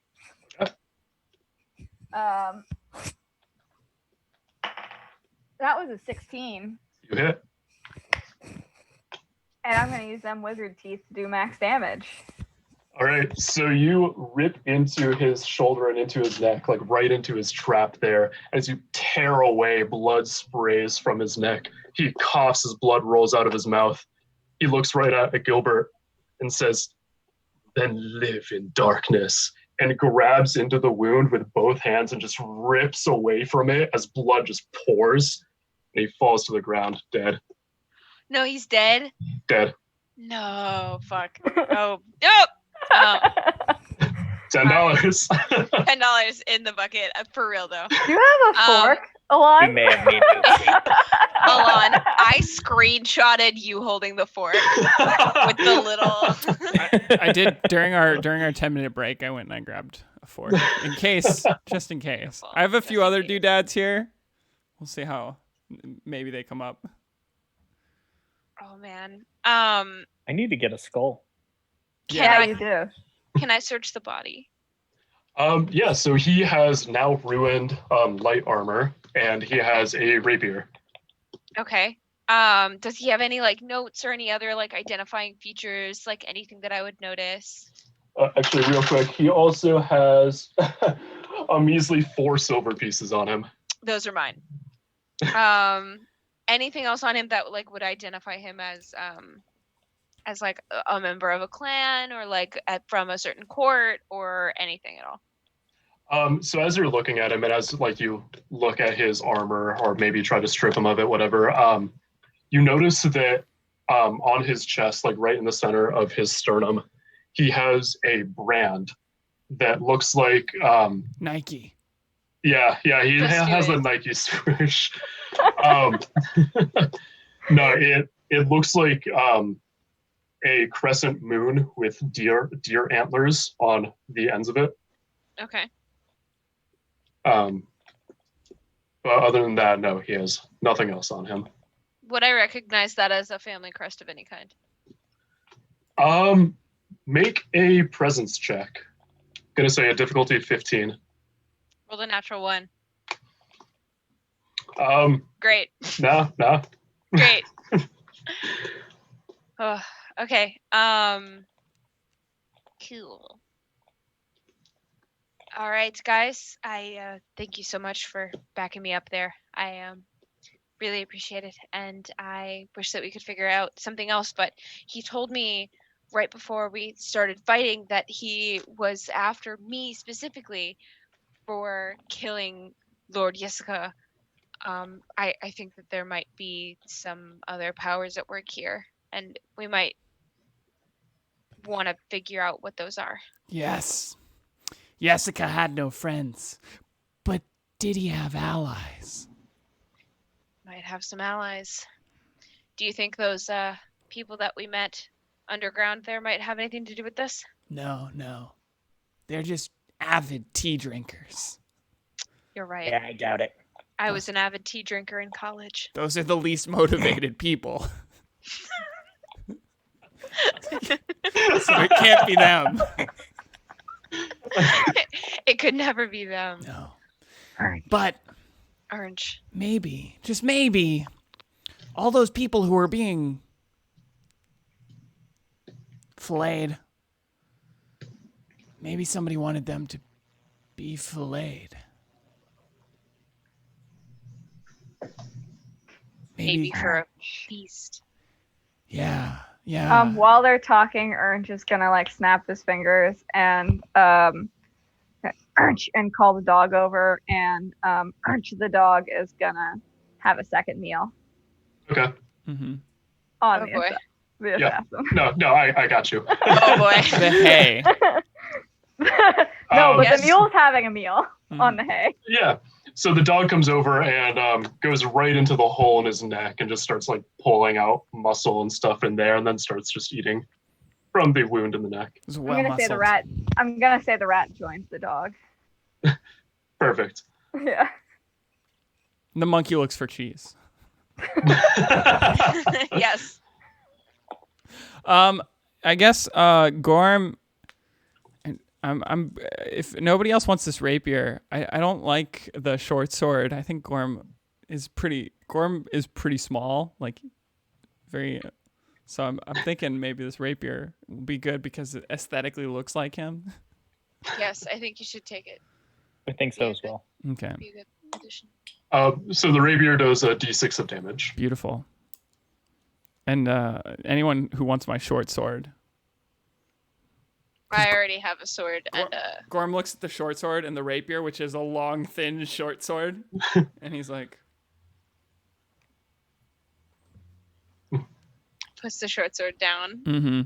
Yeah. And actually, the monkey goes and picks up the short sword. Okay. Does he try and wield it on my shoulder? Yeah. He has it like in his left hand and climbs up with his right and is like sitting on your shoulders. Seems like good news The For cheese people. has energized him. for people who love bad news. That's good news. Orange pats the monkey on the head. I forgot how good your monkey impression is. It's We haven't absolutely cosplayed stellar. Pokemon in too long. Yeah, it's because I cosplay Grookey that I can. Mhm. My bunny impression has developed no further. Okay. So, Gorm is gonna step back outside and kind of look up at the moon, and just going to kind of sit there and just he's trying to put together all the pieces of the puzzle, and all of a sudden it hits him, and he's just like, and he runs back inside, and he just starts like brushing off the wall, and he takes like, there's a mop that's in the stables for cleaning, and he takes it and he just gets a whole bunch of blood on it, and he just starts so he can start, and he starts to draw this mosaic of like different he's like, Lord Jessica, LJ, cannibal, boy trained to be a cannibal. This man, not a cannibal, probably, but he was going to protect him who was protecting him, who was protected by the church. Gilbert walks up and dips his fingers in some blood and writes Pepe Sylvia on the wall, and then underlines church like 4 times. It goes, you know what, Gorm? I think you're right. They know more than they were letting on. These disappearance of kids. So real quick, chat, since, they didn't ask the character of Lord Jessica his name before killing him, so then the chat assigned him the name Lord Jessica. Yes. They didn't ask the assassin his name either before killing him. So chat, what is the assassin's new canon name? Yeah, we're really rude people. No. Mhm. We'll let that file in for a bit. Yeah. So yeah, it is now nighttime. There is a newly dead man in front of you, his blood splattered across the abandoned stables. What do you guys do? Do you guys go back to an inn or camp out somewhere? You know, it actually smells better here than at the inn. It does smell better here than at the inn. I think that Gilbert is gonna shut his eyes, like shut the dead dude's eyes, and then take a bunch of hay and like move it over the body to like obscure it a little. Hey, there's not a body The- here. No body. The mule follows the hay and just continues to eat the hay even after it's on top of the body. After a few moments, while the mule is making noise eating the hay, the rat pops out of the hay in a spot that Gilbert, you know, would be the mouth of the corpse. Seems as if the rat dug into a hole in the neck and has popped out of the mouth. It's like a mouse. It's a game of mousetrap. It's just a game of mousetrap. Yeah, that's how I remember that board game. Yeah. Yeah. And maybe I lost some pieces and used an operation board. I don't remember. But same thing. So Gilbert is gonna try and obscure the body. He's gonna scoop the rat up and put him next to the monkey, Okay. and keep like dodging his head away from the sword that the monkey is now wielding. And it's gonna turn to the party and go, "Dinner? Ale? Dinner. Ale. Dinner. Both sound great. Let's do it." And I guess they're gonna go back to the inn where Poltroon is currently having a date. Or where last you saw Poltroon. True. Dun dun dun. Is that our cliffhanger for next Is time? that our cliffhanger? I was gonna try to get you guys to sleep so I could roll another mayhem or misery die. Oh yeah, roll it. We can catch up with Poltroon in the morning. Yeah. All right. So, are you guys like going back to an inn? Are you sleeping here in the? I feel like we should stay in the stables because the next morning, this guy's body and the hay could be free rations for all my pets. They're called stables, not gobles. Oh, Oh my god. All right. So I'm rolling 2d12 for the damage Alon takes. Not his character, Alon. Alon is taking damage for bad puns. For how many times we're gonna beat him with a stick the next time we get to be within 6 feet of each other? All right. I wouldn't beat Alon with a 29.5-foot ball. Right. A lot of Christmas happening lately. Alon, you take 5 points of damage. Shizen, I don't have that many hit points. Have you seen how slim I am? It's the tofu recipes. Someone get this man some protein. So I'm gonna roll the misery die, Mhm. and I'm hoping for a 1. Same. 3, damn. So yeah, the world doesn't come a step closer to dying. Read 'em Nice. and weep, boys. And with that, I think we're gonna wrap up the session. If we all want to reintroduce ourselves, the charities, and give some shout outs. Yeah. Can you give us a quick, because we're going to have an extended break. I know one of the things we like to do for the podcast and some of the best practices is to give us a quick, just a teaser. Give us a teaser. What will our heroes face next time? So You don't have to reveal all, but just like think of it like if it's a TV show, give us a scene that's like really climactic, and I want to know the resolve, but it's not. You're not going to give it to us freely. Next time on Save Against Disease. Mhm. You know what? Instead, I'm going to give the song for next week's session. Yes. And that is "In Search of" by Lord Fowl. In a world in search of Lord Fowl, our heroes find themselves sleeping next to a dead body, but not for the first time.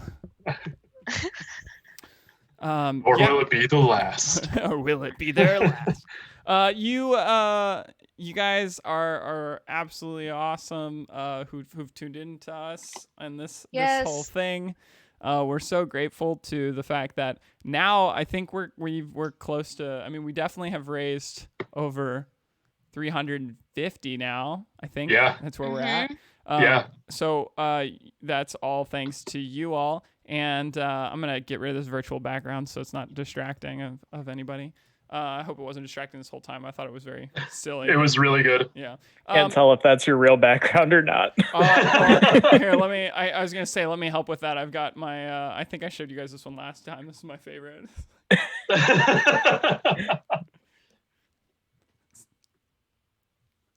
So let me, there we go. We're everybody's gonna in a moment tell you where to find them. We all have super cool things going on, so follow all these people. But the first thing we're gonna talk about is our charities. I'm gonna drop those links back in here. If you don't have to donate during the game. If you donate not during the game, whether that is through I don't know if the tip thing works, but not during the game, please don't do that when we don't have the game, because we have some other people who stream here and we don't know that those are going to go to charity if you're not doing it during this game. So go directly to those charities pages and grab a screenshot, send it to the Twitter, which is @DiseaseSafe. And we will make sure that we track that so we can next week in the drawing have your names in there so that you can win one of a limited edition, priceless, postmodern insect art, porcelain, Danish, semi-illegal art, one of a kind. Cicadas. Yeah, cicadas. Yeah. And so, if you like anything, you'll probably like it. So I'll drop those charities in the link now. $15 gets you into the cicada drawing. And we are going to have some more giveaways, which I will announce. I know I've been telling you guys I'm going to have some black metal record giveaways. Well, those will be announced next week when me and Vi are going to talk about some cool character creation stuff, both from a DM perspective and from an amazing player perspective. So join in and also wish luck to our fellow companions for their move. It looks like I'm just giving you a thumbs down. Their move, and we're super excited for that. So dropping those charities links, and everybody's going to tell you who they are, where to follow them, and we're going to start with our lovely DM. I'm Oz. I've been running this game for the past 3 weeks. I'm coming up on 10 years of playing Dungeons and Dragons and tabletop games, which feels a little bit crazy. And honestly, this group that I'm playing with right now, these lovely people right here, are fantastic. They've made this Mörk campaign so much fun.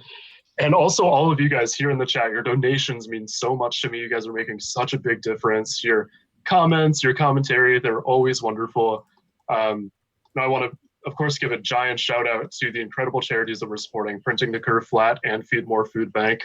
A huge shout out to Growling Goblin Studios, the Growling Goblins and Goblins and Growlers, for hosting us here, and also for Borg. They made this incredible game that I'm enjoying the hell out of. They retweet all of my tweets about this campaign, and also Nora J is the artist from Borg who donated $30 last week. Mm-hmm. So they're just incredible. Yeah, super supportive indie RPG tabletop in the community. And I can be found on Instagram at the Viking Cosplay or on Twitter at the Viking Cos. I make cosplays and art sometimes. Yeah, and let's go to Ben next. Hi, I'm Ben. Drunkle Ben on Instagram and Twitch. I don't do a whole lot of anything, but you can feel free to follow me. Sometimes I'm entertaining, sometimes I'm just not even there. But just like Oz said, huge shout out to Goblins and Growlers, Growling Goblin Studios, for hosting this fun game. I'm having a blast. This is one of my favorite campaigns I've ever played in.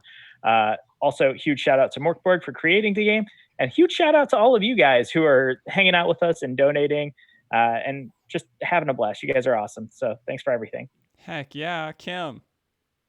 Yeah. Hi, I'm Kim. Thanks for having me. I'm Sanji's Closet over on Instagram, where I post lots of cosplays of mouthy twinks with not normal color hair. For example, working on Yuri Fire Emblem right now. So, and sometimes my stories, I'll have story highlights of like my process as I'm working. And kind of to reiterate what everyone has said, thank you for hosting us. Goblins and Growlers. It's been amazing. This is my first experience streaming ever. So this has been really wonderful. It's been a lot of fun. Vi. Yeah. I am Violet Cosplay on Instagram and Twitter. Same thing as everybody else. Thank you so much to everybody involved in the stream. You guys are really awesome. I'm excited to come back next week and sort of talk about like the nitty-gritty of character creation. Super big shout out to Tim Luke. He has donated a couple of times just to me, just to like help me put costumes together, but this time donated to our beautiful charities. So like big thanks to you, bud. I will DM you so when we are out much. here. Thank you so much. It goes directly to all those charities. So it's going to the right place. And we will post something on the Twitter about you. Otherwise, if you wanted to throw me a follow, I am a LGBTQIA positive inclusive space for creators and cosplayers with a focus on breaking out of the norm and process and construction. So if you want to go over there, you can follow me Instagram and Twitter. But thank you guys very much. This is a really good session, like a really awesome session, I think. Yeah. It's a lot of fun. A lot of role We're play. warming into it. Lastly, my name's Alon. I am the Dungeon Meowster. Mostly my Instagram is just my cat, but occasionally I promote the cool stuff that I'm lucky enough to get involved in, including I've got some digital cons where I'm going to be playing with some voice actors coming up. So follow me for that schedule, or alternatively follow Goblins and Growlers for all of our professional DMs, things that they're involved with in the community in our bid to create inclusive community through tabletop gaming. That's what this Twitch stream is. You're going to see all sorts of different shows and content, but tune in every Saturday at 4 o'clock to see this show and content. And next week specifically, it will be Vi and myself talking about the intricacies of NPC and PC character building, as well as choosing drawings for the prizes that you all have so graciously donated. Maybe not necessarily to win because your money's going and doing amazing things regardless, but to win because it's a once-in-a-lifetime opportunity of priceless art that will become the next Banksy. And the last thing is that I will have records on hand that will be up for grabs.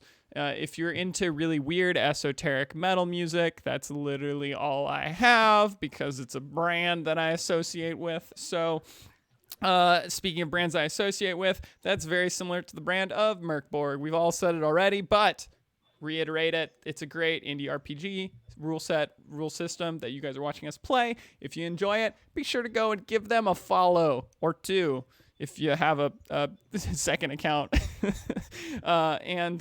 Yeah, thank you guys so much. We will be back next week. And before we sign off, on the Morkborg website, their entire store right now has a 15% discount going while their warehouse has been pretty much shut down. So if you're interested in buying the incredible book that is Morkborg, every page is an artistic journey. Please go support them. Buy the physical copy, buy the PDF, whatever. It is so incredible. Hope everybody brings their murkiest and their Borgiest into their life. Thanks for tuning in. Thank you, everyone. And now we stare at the camera while Alon tries to find the off button. I know. I've got so Thanks, many guys. tabs up for these things. Bye. Love ya. Finger guns. Thank you so much. Happy Mother's Day. Hey. Happy Mother's Day, everyone. Yeah. Oh, I'm glad I didn't find it so you had time to do that. But now we're going in 3, 2.